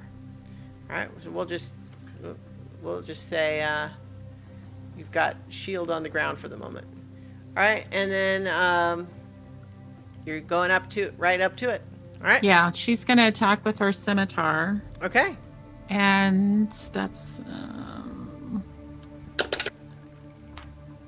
17. 17 hits. So, 6 points of damage. Okay. You crunch it pretty good. It is obviously very damaged, but not completely taken out. So she's going to swing her short sword, and that's a 15. 15 also hits, and it only had Sweet. 1 hit point left, so that's going to do it. You have crunched that one, and it drops to the ground and flickers out. Christiana, I have a mechanical question. Mhm. Does the identify spell give command words? Like, can I learn command words with the identify spell? Because it doesn't specifically say. Yes, It but says you learn its properties and how to use them. it depends on the object, but something that has a specific command word, it does tell you. But it does take a minute to cast, though, which I think a lot of people forget about with the identify spell. Okay. But yes, it would. If that is how something works, like if it has a specific command word to activate or whatever, you would learn that. I'm gonna try. Well, how would it work on a disabled device like that? It's broken, so maybe Yeah. not. But I'm going to point out, though, that you are not out of initiative yet. Right. I was asking. I'm trying to plan. Sure. Yeah. Understood. So I'm going to say, Trina, what you discover as you have crushed that one is that as the wine that it kind of was making, trailing its little beam across the ground, goes out, you realize that you hear another one from around the bend. So there's clearly more of those around. Okay, so I'll pass that on. I'm All going right. to take care. There's another ahead. Yeah. So Nedry. Oh, hey, good job. I don't know your name. I think these things might be here to take apart the garbage. Where's that rune? So let me kind of zoom the map way out. So the place that she pointed out was like this direction. So if you're okay, seeing that okay. on the map, like the like the southeast area, but there's definitely one of those, like, so that's the direction that you were going. Okay. He'll fold up his book, carefully put the belt around it, attach it kind of onto his shoulder and wrench it into place over his back. And then with the pen with the feather on one hand and his dagger with the other, he'll sort of start to move a little bit further forward, but staying further back Okay. than Well, so like how much forward? probably about 10 feet back from Trina, Okay. Or Trina? Like, yeah. and then say, "I'm Nedry, by the way." All right. So that is Nedry. Sequential, you're next. I'm going to go ahead and move, 30 feet of movement. So I think Okay. it's just behind Trina. Yep, right there. I'm going to go ahead and look at those things. Hello, Nedry. I am called Sequential. Wow. I have so many questions. All right. Please take them one at a time. So it is the Gazer's turn. What is their movement speed? Oh yeah, they're fast actually. Now that you've started to make noise, you hear several of them approaching.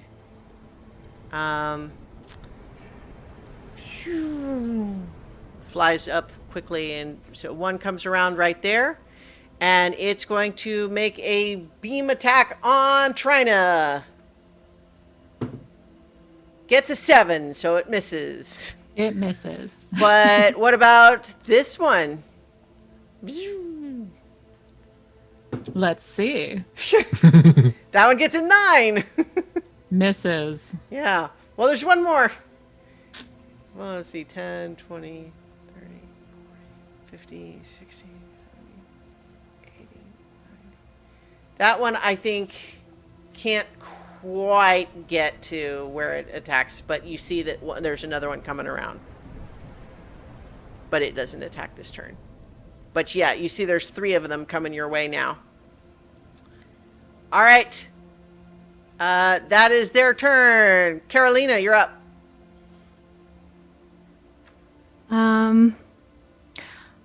I will.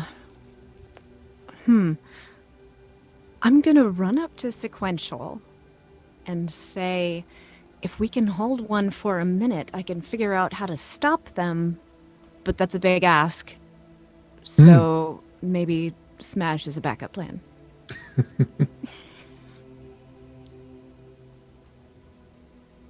Sounds good. Was that only to Sequential or loud enough for everyone? Well, you Asks probably the smashy one.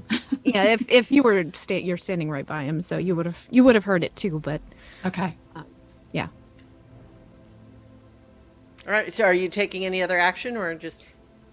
No, there's not really a whole lot that I can do here. So that's All it. right. So you had come up to like here. Yeah, I'm not trying to be in the line of fire, but yeah, because I'm squishy. Yeah. All right. So that makes it Zinhorn's turn. I am going to move up and cast Sacred Flame. Okay. So which one? Which one? The one at the top. This one. No. I This- didn't see that one. That That's one. right. This one. Yeah. All right. Because I've got clear line of sight on that one. Yeah. Okay. So it makes a dexterity saving throw. Dirty 20. So I think it evades your sacred flame. Okay. All right. Next is the masked woman who creeps up behind everyone, and she actually removes her backpack from off her back and starts rooting around in it. So she's clearly doing something, but does not have any other action this round. So, Trina, you're up again. You smashed one pretty good. It has friends, though. It has friends. Or, work associates. Yeah. Oh, they're all spread out though. I don't like it.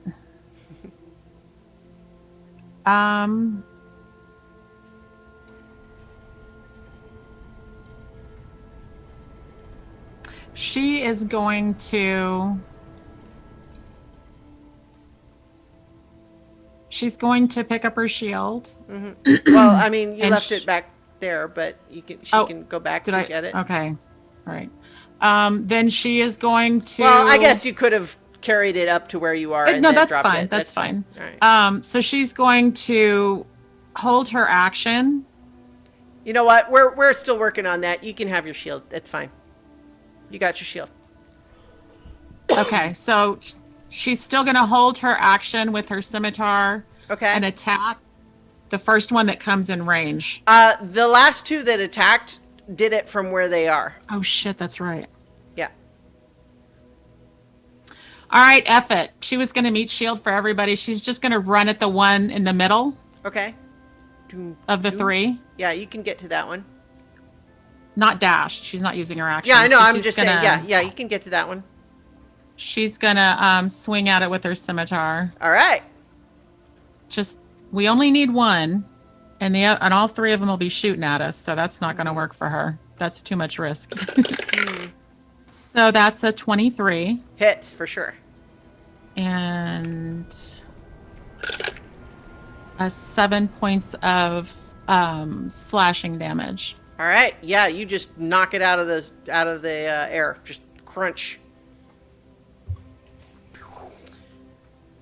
How much movement did I? That was 20 feet. That was, I think, 5, 10, 15, 20. Yeah. So you could move one more square. She's actually going to move back towards the group. All right. Like that. Yeah. Okay. I think you have half cover from this one, from its current location, but it could also move. Okay. Thank you. All right. Trina's MVP so far, or at least versus the Gazers. Let's see how it goes. Nedry, you're up next. Okay. For simplicity's sake, I won't necessarily do the running dialogue that you can imagine Nedry has almost all the time. I'll try to keep it to a little more. But he, kind of against sort of constant speculation and wondering, but he does sort of stride forward, actually, to where that rock is. Okay. And kind of so call over 10, to the 20, like the that? Luxodon. Yep. Okay. My name's Nedry, by the way, and my action will be defend Okay. with the pen in one hand and the Sure. dagger in the other. All right. Okay. Sequential, you're next.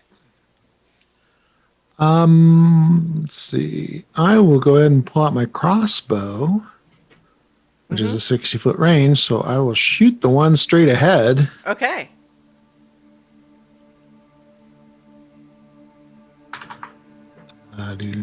Crossbow plus 4. That is a 7. That's not gonna do it. 7 doesn't hit. Alas. Perhaps you can capture that one. I've pointed it. It pointed in that general direction with my crossbow bolt. Do you move at all or stay where you are? No, he's pretty sure they're gonna be here in a second. Okay. All right. Next is the Gazer's turn. All right. So this one is going to attack Trina again. That one gets a 14 to hit. Is a 14 hit? No, ma'am. Okay. This one zooms up and it's going to try to attack Nedry, but it does so at disadvantage because of your dodge action. That's a relatively low roll, but I don't know what your AC is. 11? That misses. All right. All right. That's their turn. Carolina, you're up again. Man. Okay. Let's see. How far are they? 1, 2, 3. I don't think I can get there. Nope. You're 35 feet from one of them, Yeah. 40 feet Can't. from the other. I can't get there to get up close and attack. Let's see. But nope, I can't do that. I either mean, without if hitting anybody. you could, you could get in melee range with the top one. Because my movement is only 30, so Yeah, so you could move 10, 20. Oh wait, hang on. So 10, 20. No, okay, you're right. It's one square short. Yeah. And I can't really do anything else without hitting somebody else. So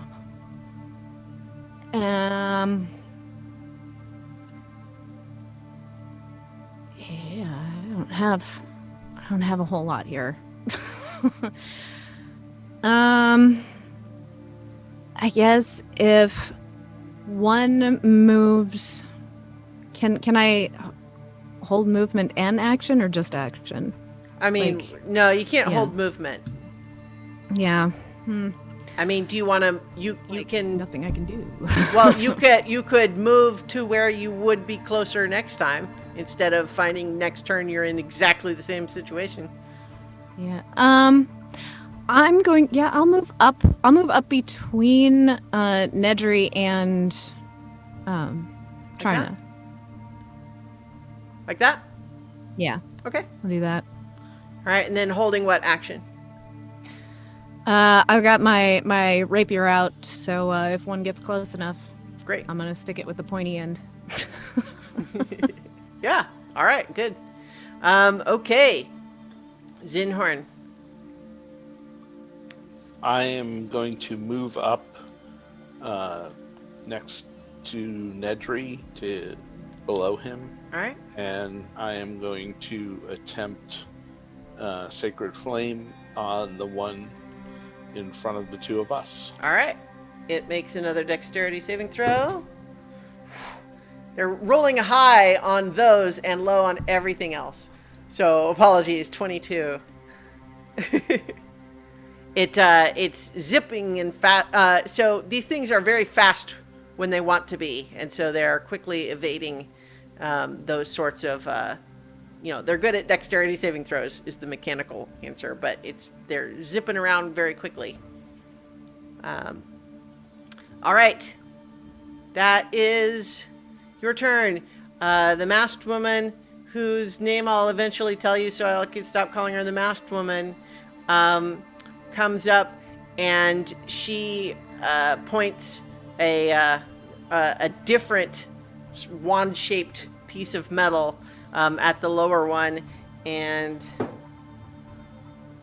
yeah, that hits and shoots a little bit of a. It looks like it might be like a firebolt, except that it's like purple in color. And it does 3 damage to that one. All right. So that makes it Trina's turn again. So she looks to Nedry and says, "Hello, I'm Trina of Harley." And then she's gonna head towards the one in front of her. Okay. And she's gonna try to grapple it. Or wait, what was the masked woman doing to this other one? She attacked it? Yeah.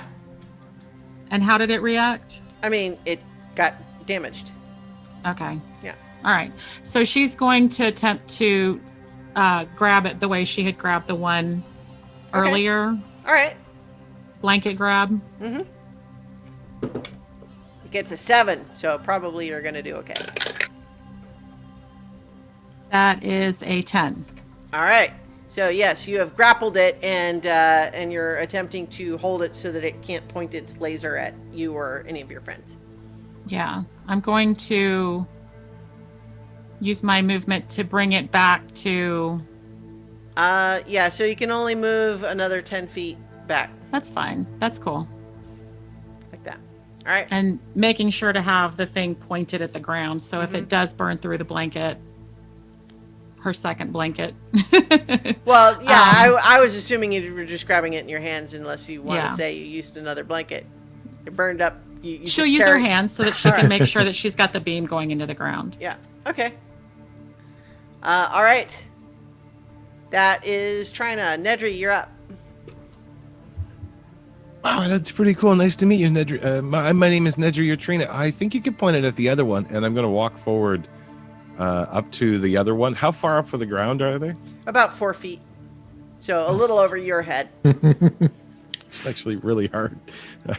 But he is going to try to hit it with his dagger. He will wave the crystal with the feather, his pen, first, and then strike with the dagger, or try to. Okay. Yep, that rolled over from being a nat 20 to a 2, so that is a 6 to hit, I believe. Yeah, not going to do it, unfortunately. Just outside of my range.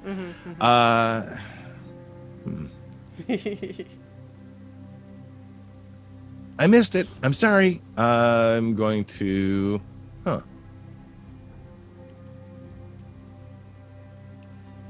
He's going to go to the other side of it.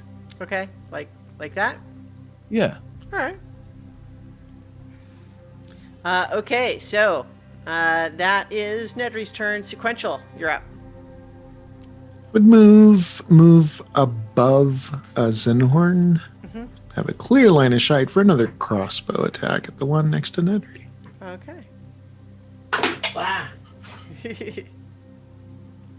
Not to drop it on the floor. Okay. I forgot. Yeah, don't drop dice on the again. floor. That's not where Floor they go. dice only count if they're good. Right. 16 to hit. That does hit. All right. That's going to be 3 points of Oh man, it is almost destroyed, but not quite. wink.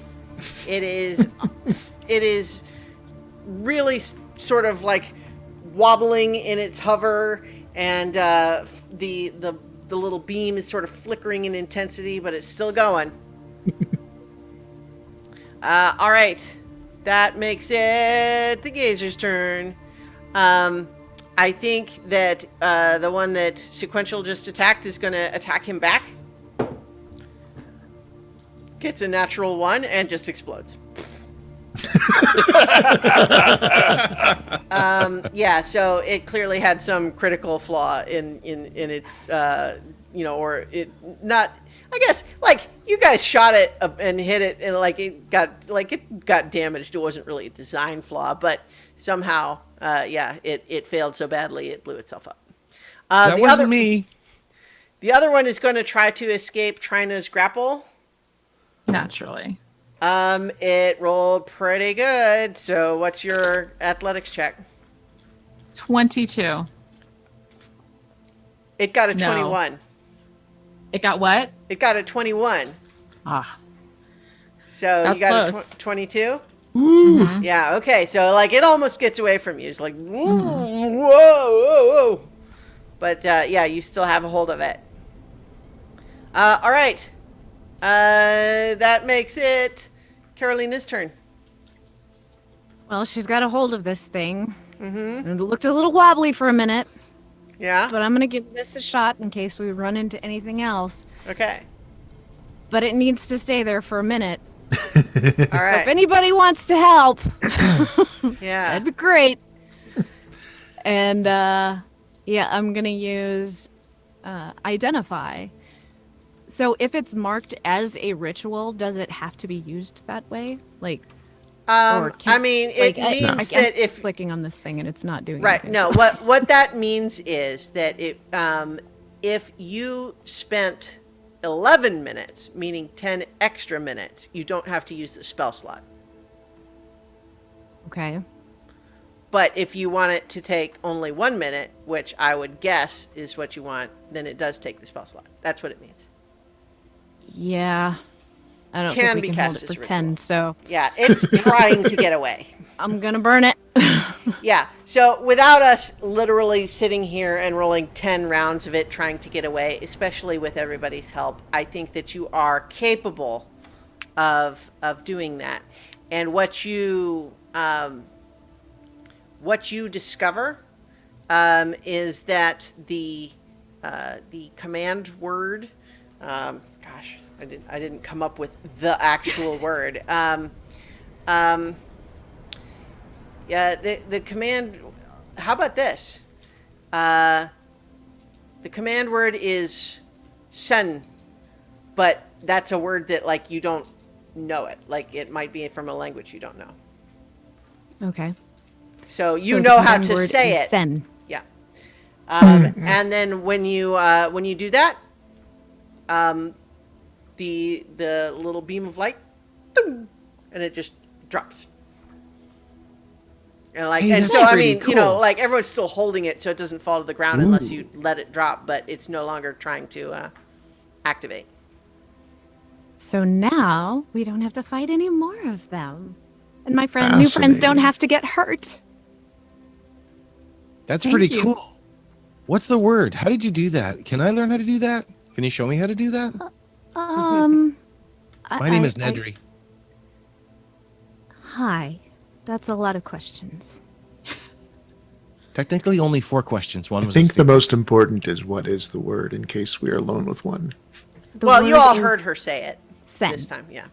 When she deactivated. Oh, right. Right. I wonder which language that comes from. Yeah, so the masked woman comes up and she is, she is looking at it, and then she looks at you, Carolina, and there's a moment where she's kind of fidgeting, like there's some kind of uncertainty, and she's doing some strange motion with her hands that you can't quite interpret.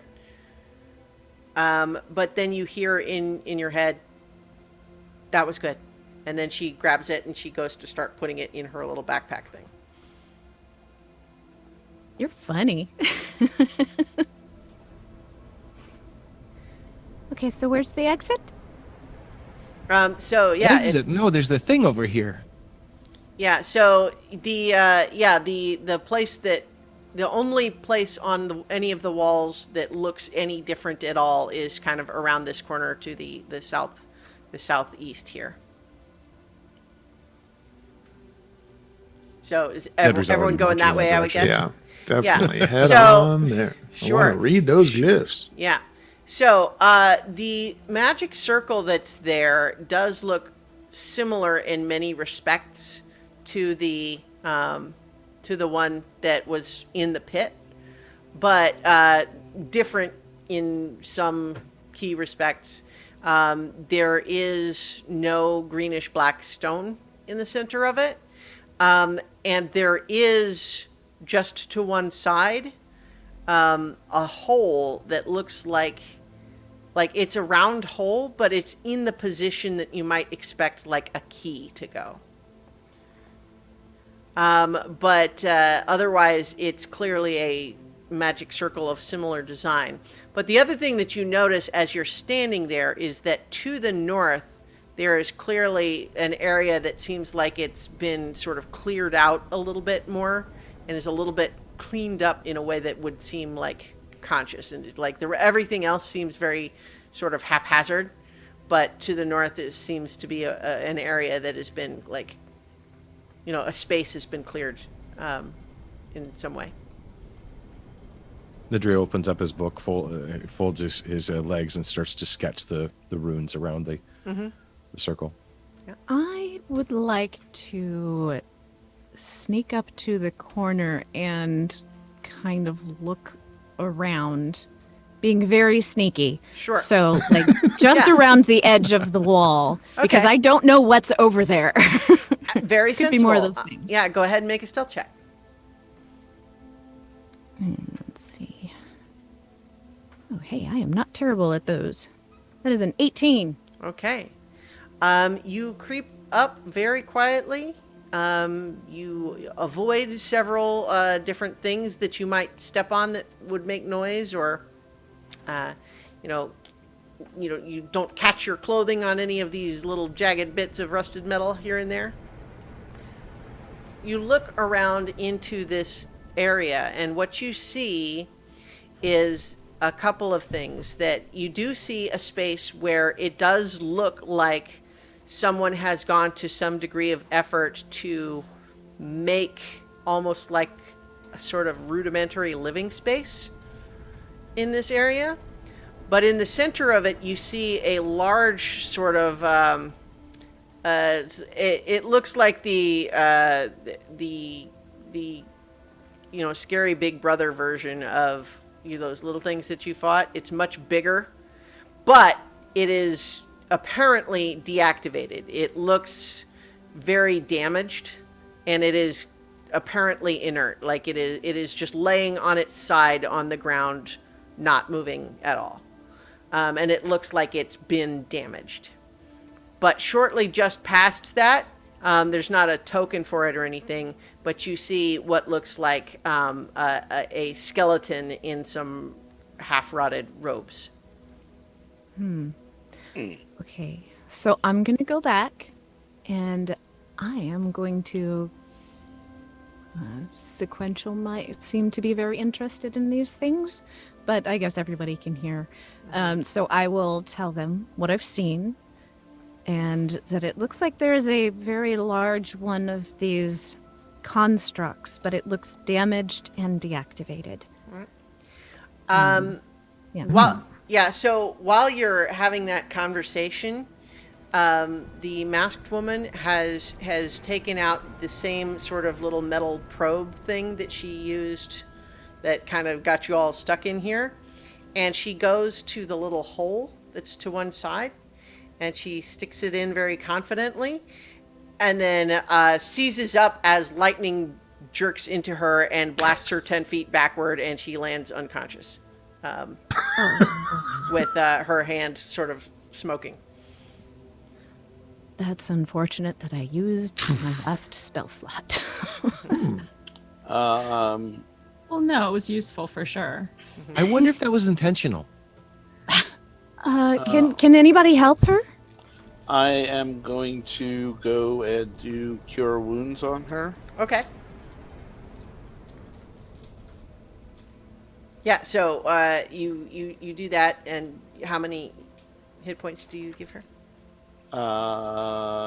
She gets back 5. Okay. So I think that when she landed unconscious, her mask kind of comes up off her face, and you see a rather young-looking face. Like, she does still seem to be a half-elf. There's nothing particularly distinct about her features. It's not like she's hiding scars or anything like that. But so as you cast Cure Wounds, she kind of blinks, sits up, looks like at her hand, which is still sort of smoking a little bit, and that you see that she's dropped the little metal probe, which is now like just the handle and just like a blob of like molten metal on the end of it. And she just looks at that for a moment and says, "That's a problem. Thank you." Why is it a problem? She looks up at you and just says, thank you that I'm not, thank you. You're welcome. That's my get outer, and it's broken. And she puts her mask back on and just starts kind of rocking back and forth a little bit. Be mended? You want to attempt to mend it. I have the mending cantrip with my... Yeah. If I can use another piece of metal and a... Yeah, unfortunately, like, there's not enough of it left. It's not like there's a crack in it or something like that. It's not like you have two pieces. It's literally like half of it's evaporated. So Carolina also was still reporting her, before there was all that distraction. So maybe there's something else that's supposed to go in there. We'll have to look around to find out, right? So it could be broken. The skeleton didn't really instill confidence, but you never know.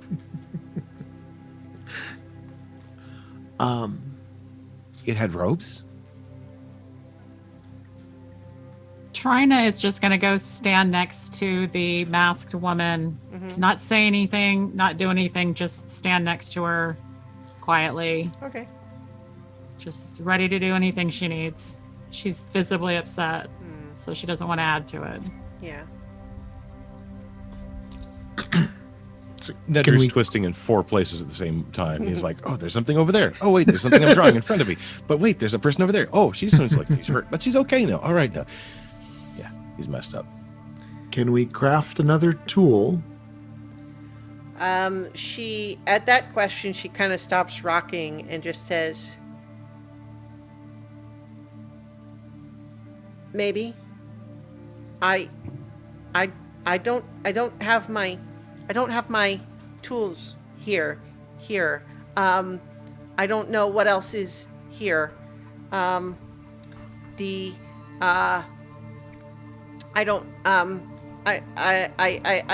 she's kind of obviously sort of like stammering and a little bit lost. She's kind of not being especially coherent right now. Sure. I'd Well- like to look at the keyhole thingy thing and I'd investigate like to suggest it. that we lay out anything that we have in the way of tools, so that she can look through them and see if maybe between all of us we have something that will work for what she needs.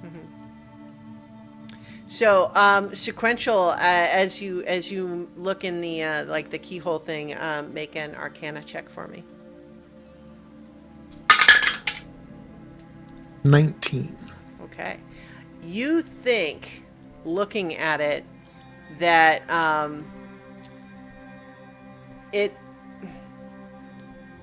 what happened shouldn't have happened.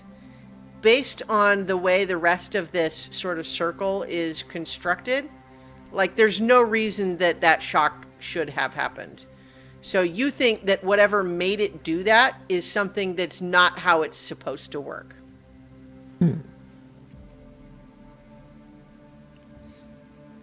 Seems to be malfunctioning. Is it broken? Or did Or someone make it this way? sabotaged. I mean, it's missing the whole glowing crystal thing. Maybe it needs one of those.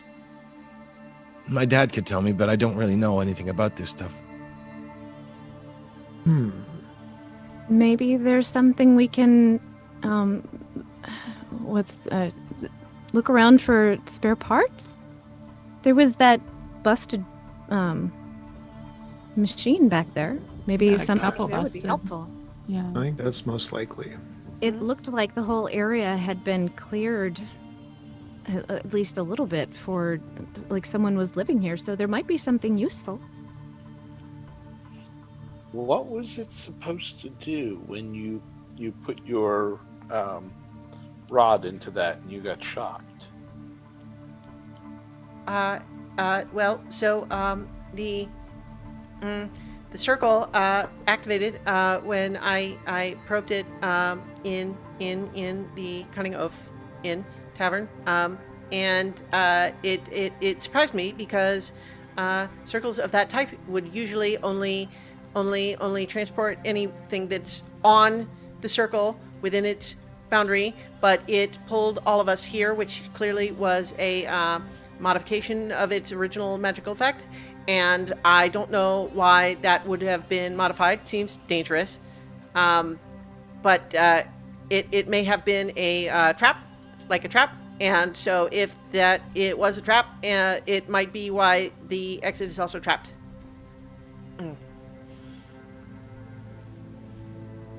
So you were expecting this to be the exit, and that it would take us back to the Cunning Oath. Yes. I have not been in this pocket before. It surprised me, but I knew it was here. But this I don't know what to do now. Well, I think the first thing is to consider whether or not it's trapped. Is there anyone here who could possibly tell if there's some kind of trap on this? I don't know. Use further investigation, but Investigation.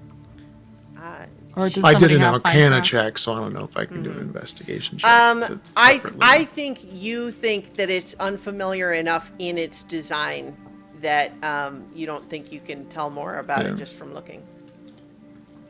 Very.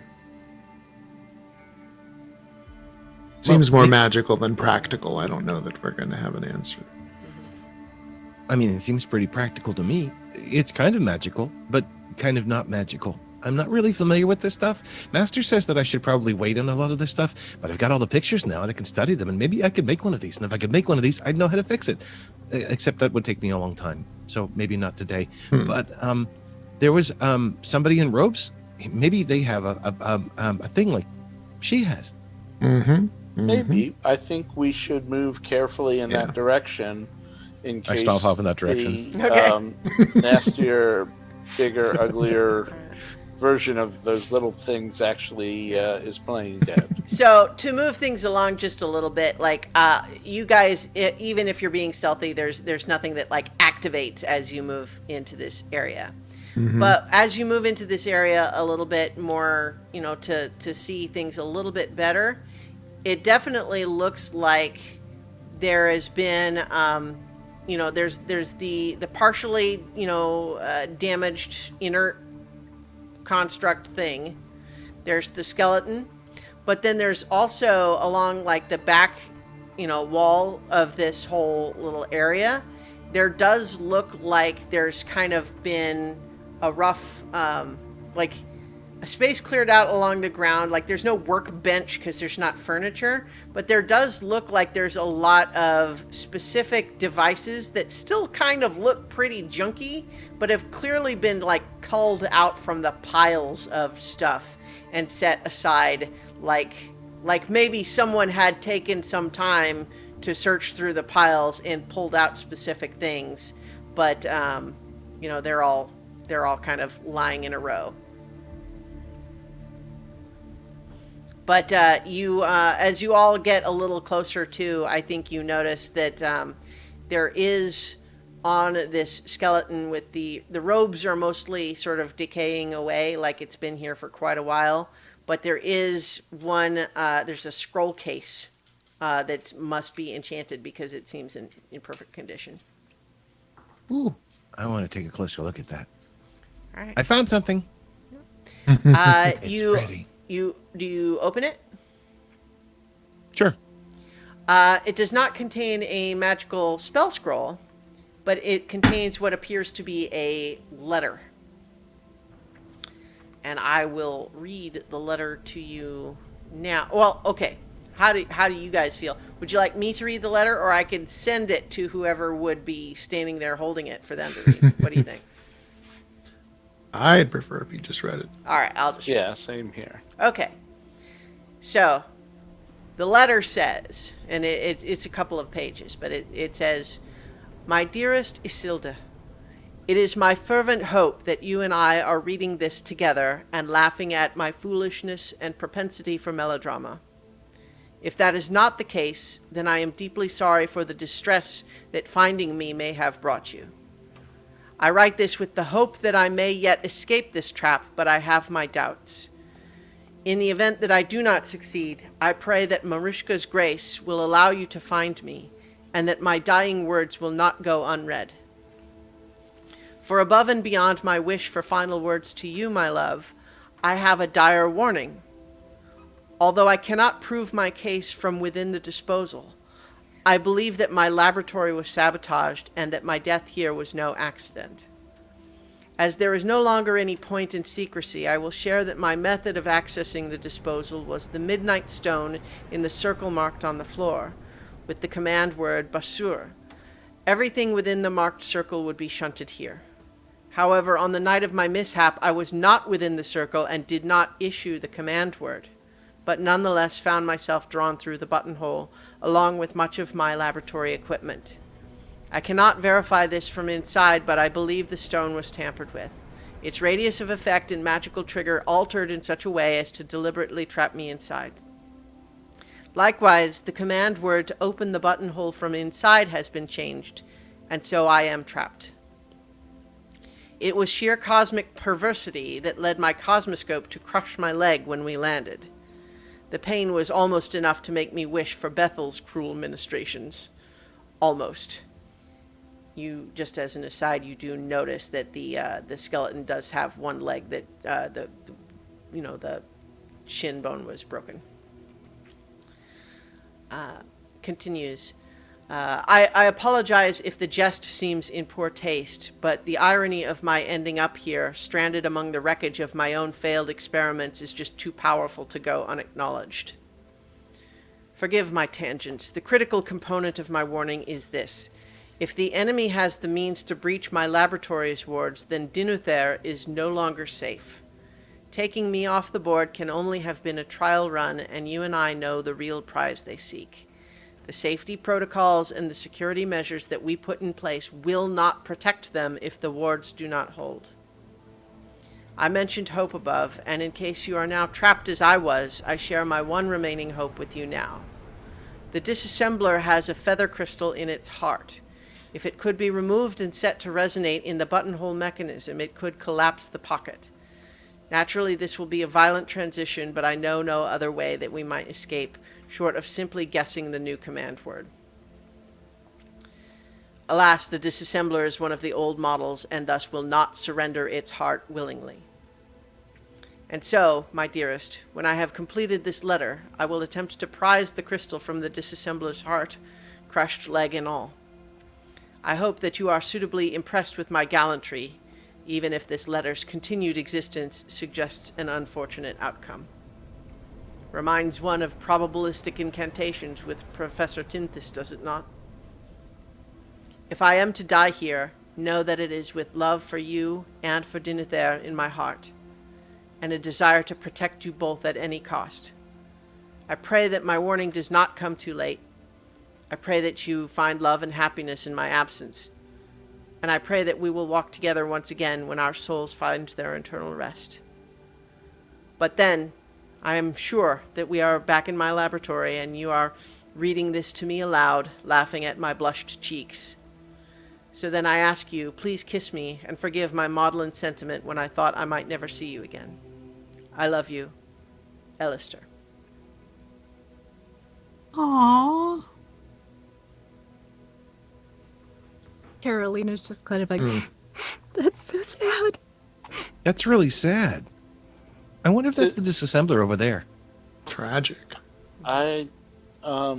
Do any of those names mean anything to any of you? I don't know. Do any of those names mean anything? No, no. Pretty much without, there's, several proper nouns in there that none of you recognize at all. Okay. The other, just as a meta note, I will share that text with all of you for Thank you. future Okay. study. That was beautiful, though.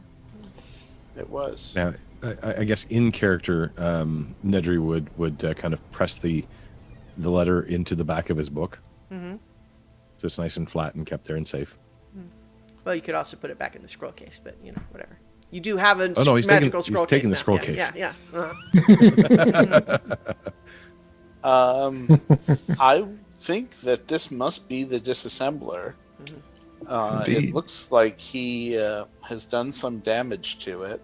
Sorashana I just said her name. The masked woman has gone off to look at the devices that were sort of set aside. Okay. It sounds like our only chance is to get to the heart of the disassembler, if this is the disassembler.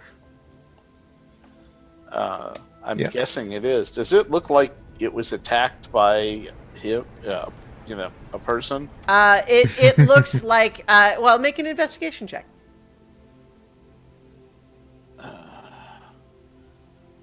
Investigation check.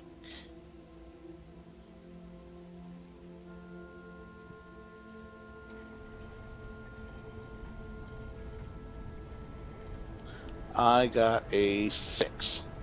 Hard to say. It's clearly damaged, but you don't know what that guy would have been capable of. So hard to know what it would have, what kind of damage it suffered. It does And then- seem to be in a position that might suggest that the two of them killed each other, so to speak. All right. I think job one is to try to open it up and find a heart. So I agree. As Carolina is not really going to be much help with this, she's going to sort of retreat to a corner closer to the body, and she will be strumming away on her lute and humming quietly. It's really pretty. Trina's What's the name gonna of that song? Trina's gonna try to crack open that nut. Okay. Um, Well, I start meticulously setting out tools. Okay. yeah, Trina has no tools. She All right. cracks. Yeah. Go ahead and make an athletics check. I'm sorry. Did you say athletics? Yes. 21. That's pretty good. So you definitely find a couple of places where the metal panels seem like they've been bent apart a little bit already, and so you start, straining to pull them further apart. And one of them gives a little bit, and you hear some pieces of it shift. Some of these like mechanical arms. But then what you also hear is a noise going.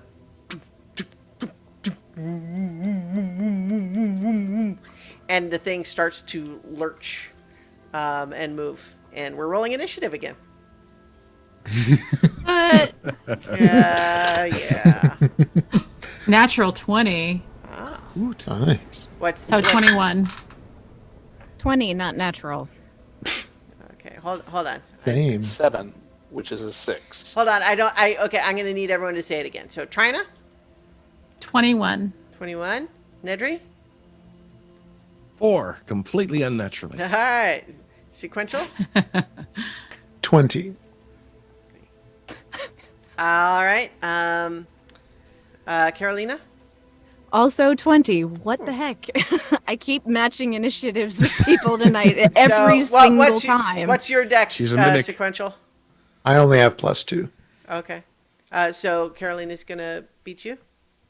Zinhorn? 6. All right.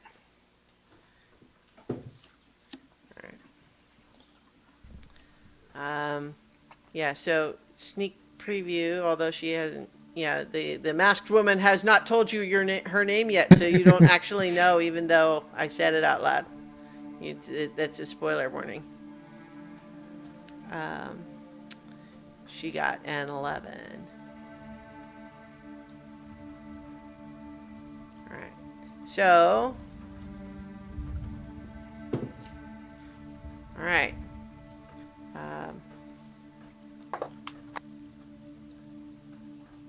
Okay, so now I need to have the disassembler stats up.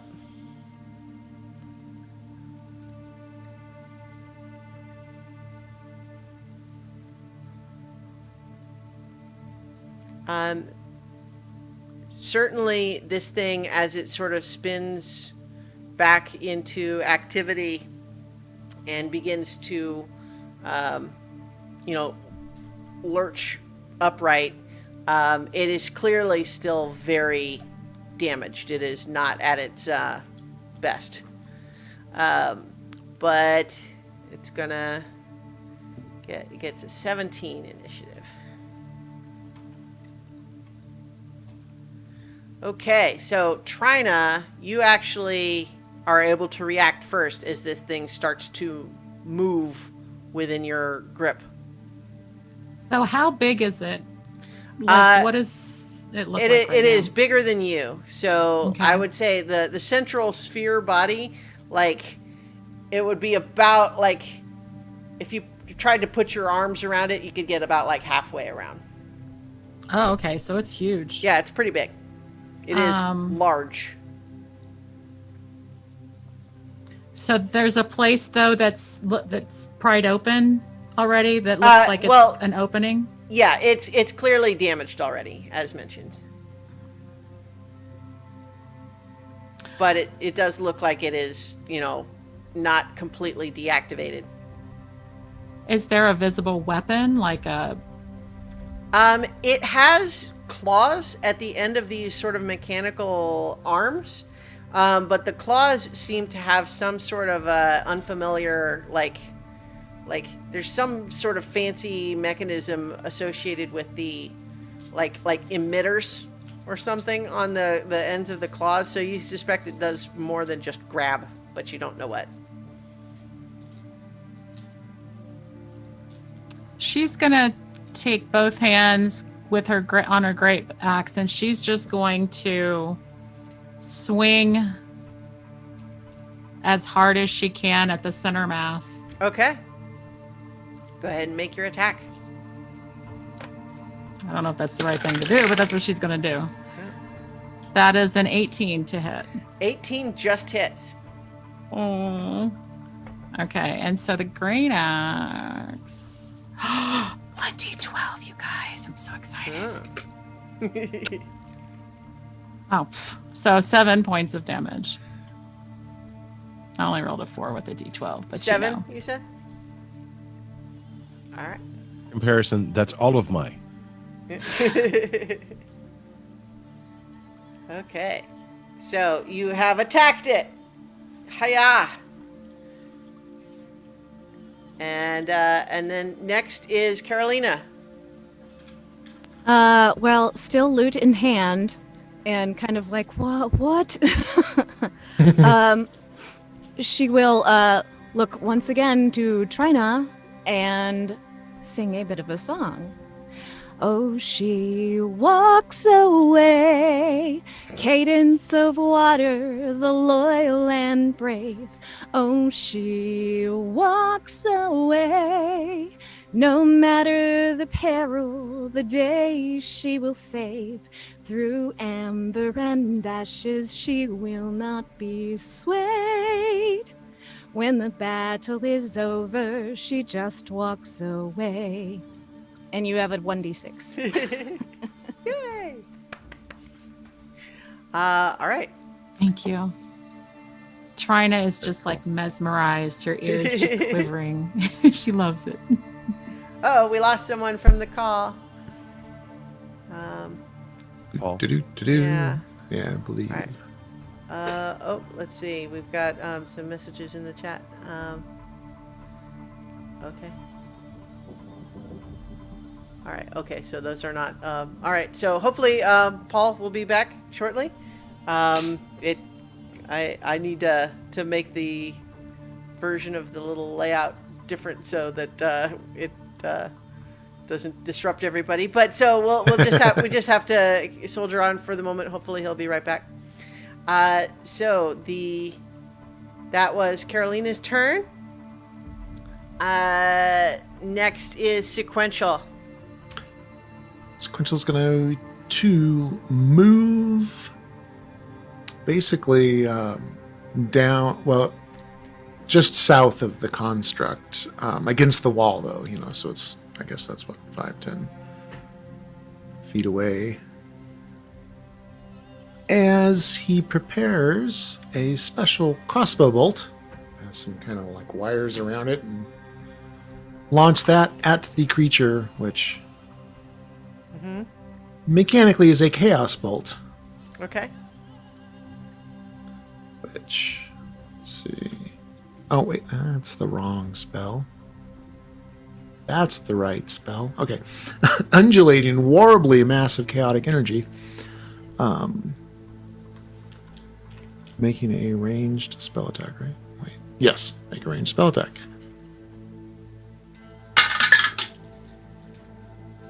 Which is 18 to hit. 18 just hits.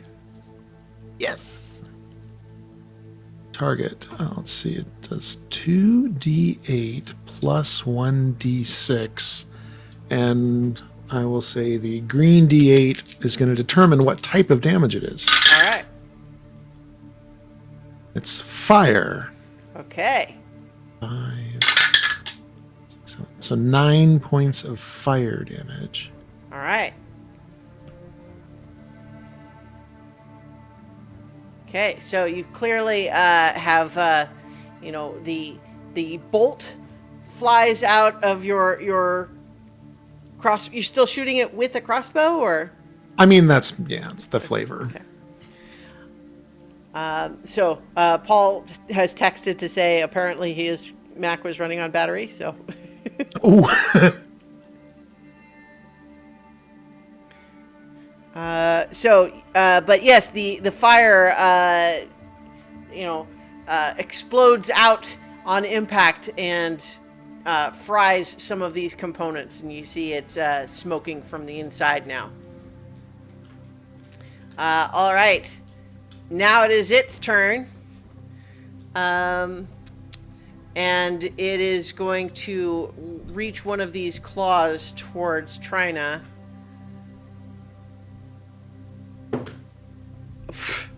Rolled really low, gets a 9 to hit. So, and it actually attempts to make one more attack, but you can see that claw that it attempts to make a second attack with is broken, so it's not able to make its second attack. All right. That would mean it is now the masked woman's turn. She has been, she was clearly examining all of the other devices up at the other end there, and so is like turning around startled to see that this is happening. And so, when she aims this wand thing again, she does hit and does 4 damage. With another sort of purplish firebolt that strikes it. And now would be Zinhorn's turn. Alas, obviously, we're hoping for Paul's return. Hopefully, he will be back shortly. But in the meantime, let's go ahead and move on to Nedry. Is it floating off of the ground now? Yes, but it's clearly struggling. Like it's not at sort of full power. But yeah, it's. I mean, not high. It's like the others. It's just sort of floating just a little bit. Like it moves around by hovering, but it's not high above the ground. Okay. Okay. I'll draw out my dagger, I guess, and move on up to it. I'm sorry, we just need to have your crystal heart. That probably doesn't sound any better. And I'll attack it. Okay. That's a 19 to hit. Wow, good roll. That hits. You're able to penetrate the metal armor. And just for fun, I will cast Booming Blade along with that. Okay. So it's now surrounded in this sort of whoa, whoa, whoa energy. All right. How much damage? It is 5 points. Okay. Yeah. And if it moves, that's when the other thing comes into play. Okay. It is clearly very damaged. And welcome back, Paul! Now we have everyone's in slightly different positions. So, let's see. Everybody, dance party time. Here we go. Oh, Gosh. you're me. Okay. Oh, Yeah. All right, everyone, make a dexterity saving throw. okay. Okay. All right. So, Zinhorn, your turn. It is your turn. This thing is taken more damage. It seems on the verge of collapsing, but it's not quite down yet. It tried to attack Trina, but missed. What do you want to do? You're muted. Sorry, I want to hurt it. Okay, that seems reasonable. Uh-huh.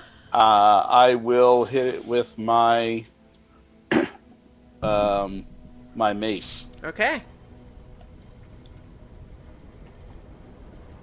Swing, dragon, swing.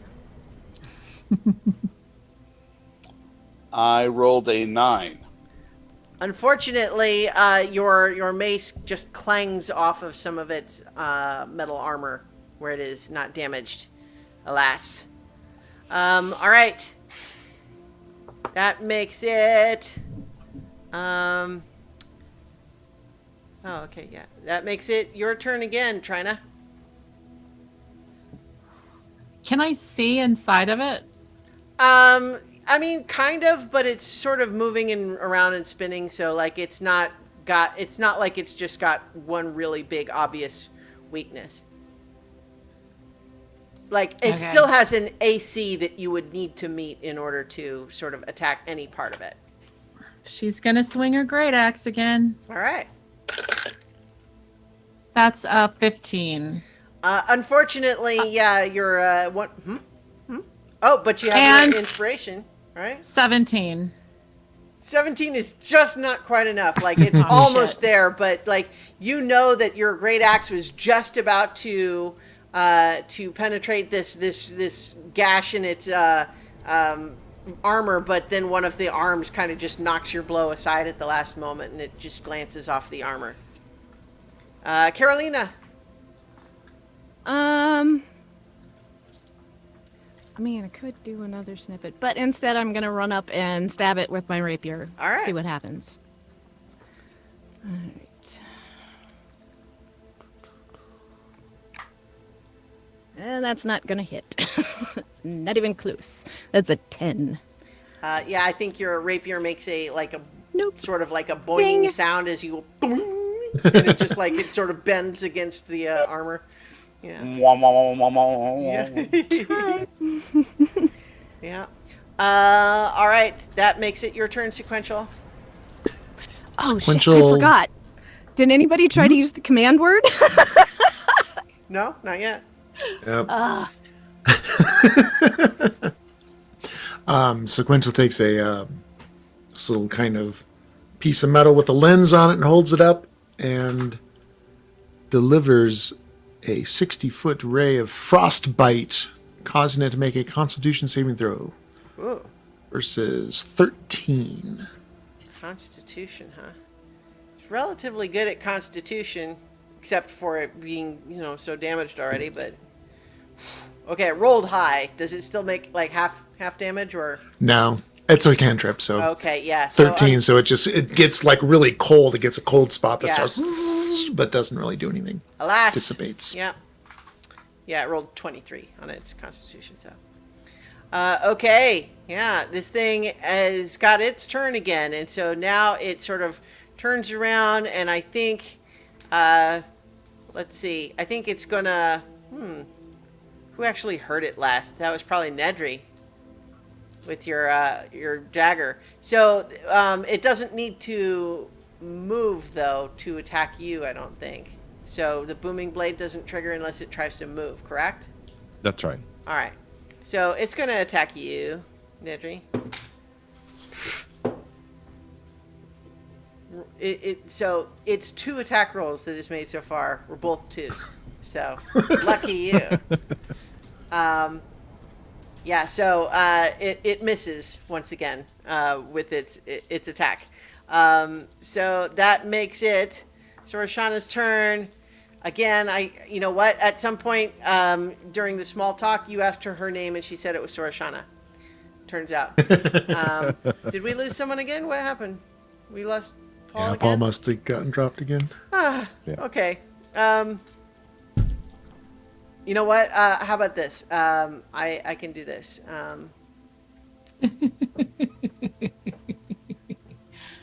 We are almost done. My XSplit wouldn't. What? Okay, there we go. There we What's go. even funnier is I didn't have the whole big screen up. I only have the gallery view, so I just have Starla and Chooch doing this and weird shit. And I'm like, the fuck are they doing? Oh, it was really entertaining for a minute, y'all. Are they swimming sideways? What? There we go. All right, so Sorashana also sends out the Another one of okay, she gets a crit on her her little purple firebolt looking thing. And so with her blast of energy, it seems like it is like so close. It is falling apart as you watch, but it seems like it still has the power to do something if it can get around to its turn again. So that would make it to Zinhorn's turn. Yeah, okay. So Nedry. Yeah. I forgot about whack rage. it with his mace. Damn it. You know, it's kind of weird that it would be fighting him after all if he created the thing and if it worked for him. That means it probably wasn't his after all. So probably Sten. Alas, yeah, it doesn't yeah. Stab. Must have a different word. Given the letter, Yeah. I figured it'd probably been Yeah. tampered with. So Sure. yeah. Do you make another attack roll with your Yes. dagger? Yes. Well, make Once attack again, roll flourish your with dagger. the feather and then stab with the dagger. All right. That's a 14 to hit. 14 is not enough, unfortunately. Okay, Trina. Come on, we're trying to kill this thing. Yeah. Try and do a point of damage. Ladies and So gentlemen, prepare it's for late in the game to 100,000 do more this, of those. but I've only just remembered about rage. Yeah? Good. So, the doy. So she's gonna And she may be frustrated. It's a new enter Something funny made her a angry. rage. That miss just frustrated the heck out of her. Mm-hmm. So let's see. That's advantage on strength checks, saving throws, +2 melee damage. So that's to the damage if she hits, right? Yes. Yeah. Okay. So she's gonna swing at it with her great axe. No. Yeah. 16.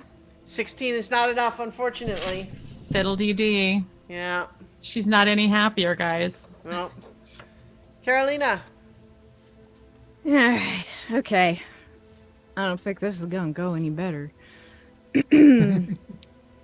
But it's all I've got. I think. We just double check. Huh?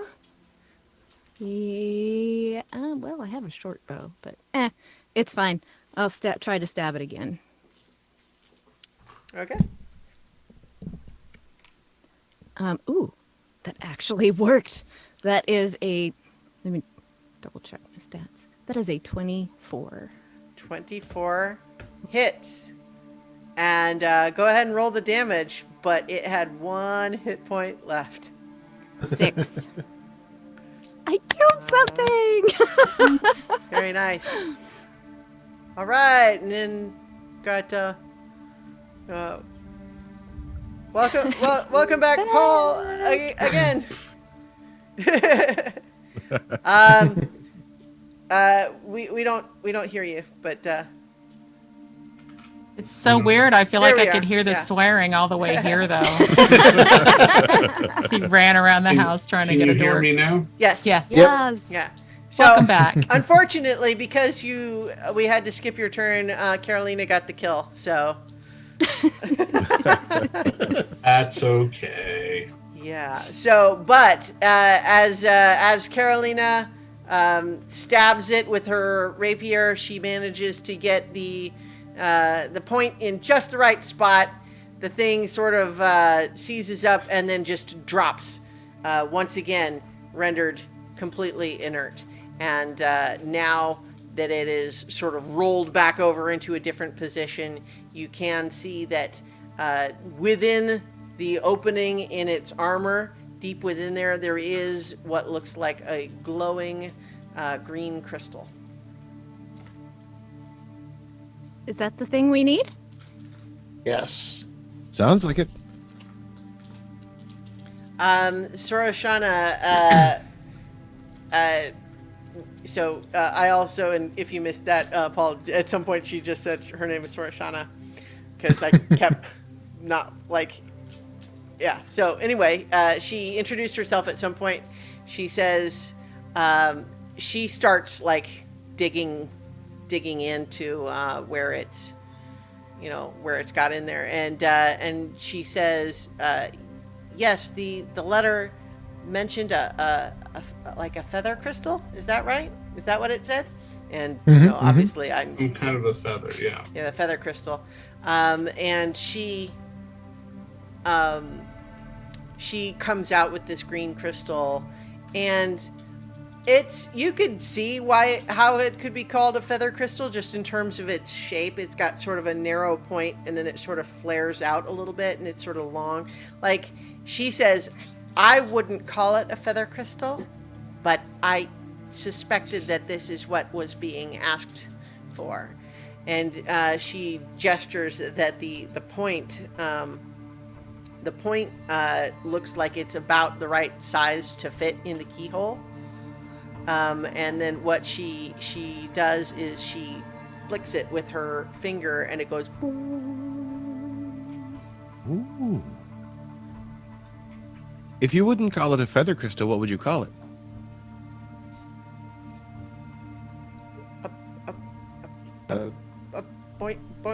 Sonic crystal?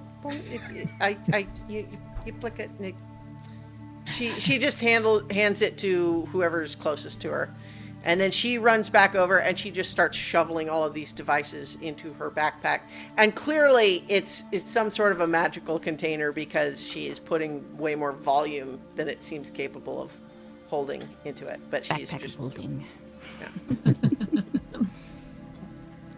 she occasionally puts different things into different openings, but by what system, you don't know. But then when she finishes with that, she says, well then, I don't like being here anymore. Not right now, anyway. We should leave. Well, I agree. There's I agree. the body. We should probably do something about that. Master always says that a wizard dies with all of the good stuff.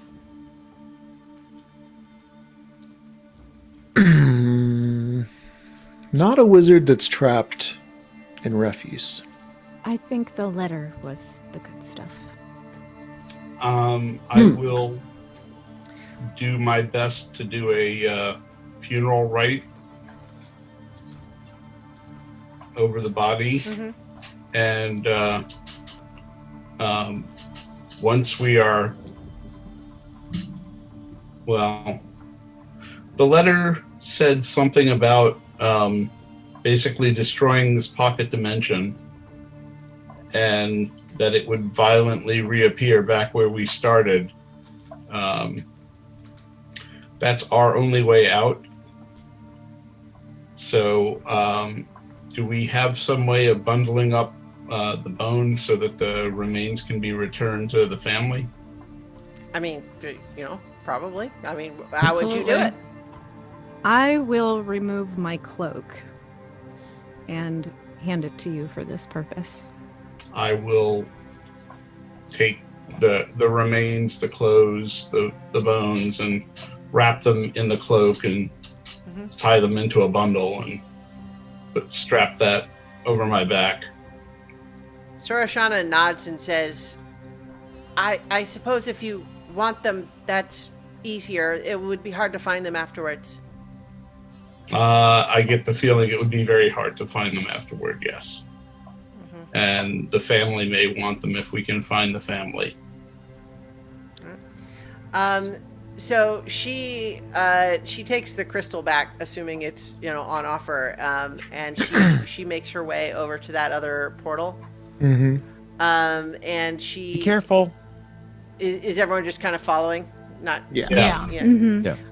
So what? She makes her way over there. I'll just take us back to the role play screen because we don't really need the map, but I do need to move us around again because when people come in and I'm out, Paul Fisher. Yeah. I'm still me. What the hell? Well, you're just. I'm trying to be Viv. I'm Muchus. It's easier I than make it looks. music. Yeah.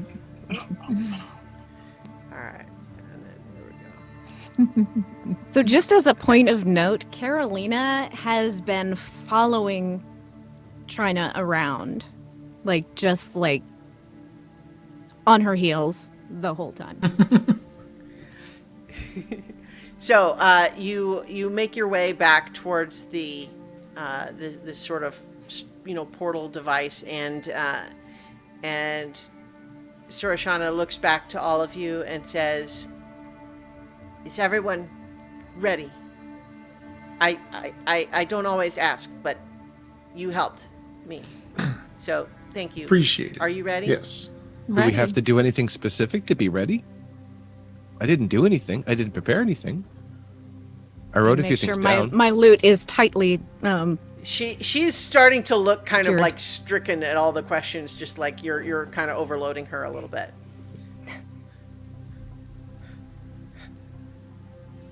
We're good. No? I think we're ready. Ready. Oh, okay, ready. She puts the crystal in the little slot, and she just, has a moment where she just hesitates and says, "I'll have to remember to ask you for more gold to fix the tavern." Bing! And as she does that, you all feel what the letter writer described as the violent reaction, as essentially the entire contents of this pocket dimension are expelled back out through the magic circle. Emily's gonna be so upset. Yeah, probably. Well, the Cunning Oaf was our first location in the game. Yeah. Mm-hmm. So, all of you find yourselves personally protected by some mystical energy that protects you from being crushed as this pocket turns itself inside out, emptying. But yes, the Cunning Oaf itself is quickly filled with this junk, and then filled to overflowing as the walls buckle outward, and the building is more or less now replaced by the contents of this junkyard. A giant rubbish. Room. Where am I supposed to sleep tonight? So as you're all now, I think, getting rained on, because I think the tide of junk pushes you kind of all the way out the door, along with everything else that is kind of pushed out, and you're kind of sitting there atop piles of junk, looking back at the ruined building, and getting rained on, and you express that. Surashana just says, "Don't worry, Yofer will pay for it," and we'll I think leave it on that button for this week. Well, Fun. the garbage rain is definitely worse than the rum rain. At least we could drink that. Mm-hmm. Yeah. All right, so that's it for our first episode of Campaign 2. Yay! Good job, everybody. Yay. Oh, if it was not clear, the songs that I have prepared were the surprise that I let you guys roll for last week. Worth waiting for. They were delightful. All right, so thank you to my players. Thank you, everyone. We had a lot of people in the watching live this week and participating in the chat. Peyton Poke, Smarta Master, Prince Justin, Mother Dragon. Sorry if I missed anyone else, but it was so glad to have you. We're going to be doing this weekly when we can. So hope you can join us Tuesdays. And otherwise, if you're catching this later on the video version or the podcast version, we love you too. So come along with us as we'll continue this journey next week on so many levels. So many levels. Levels.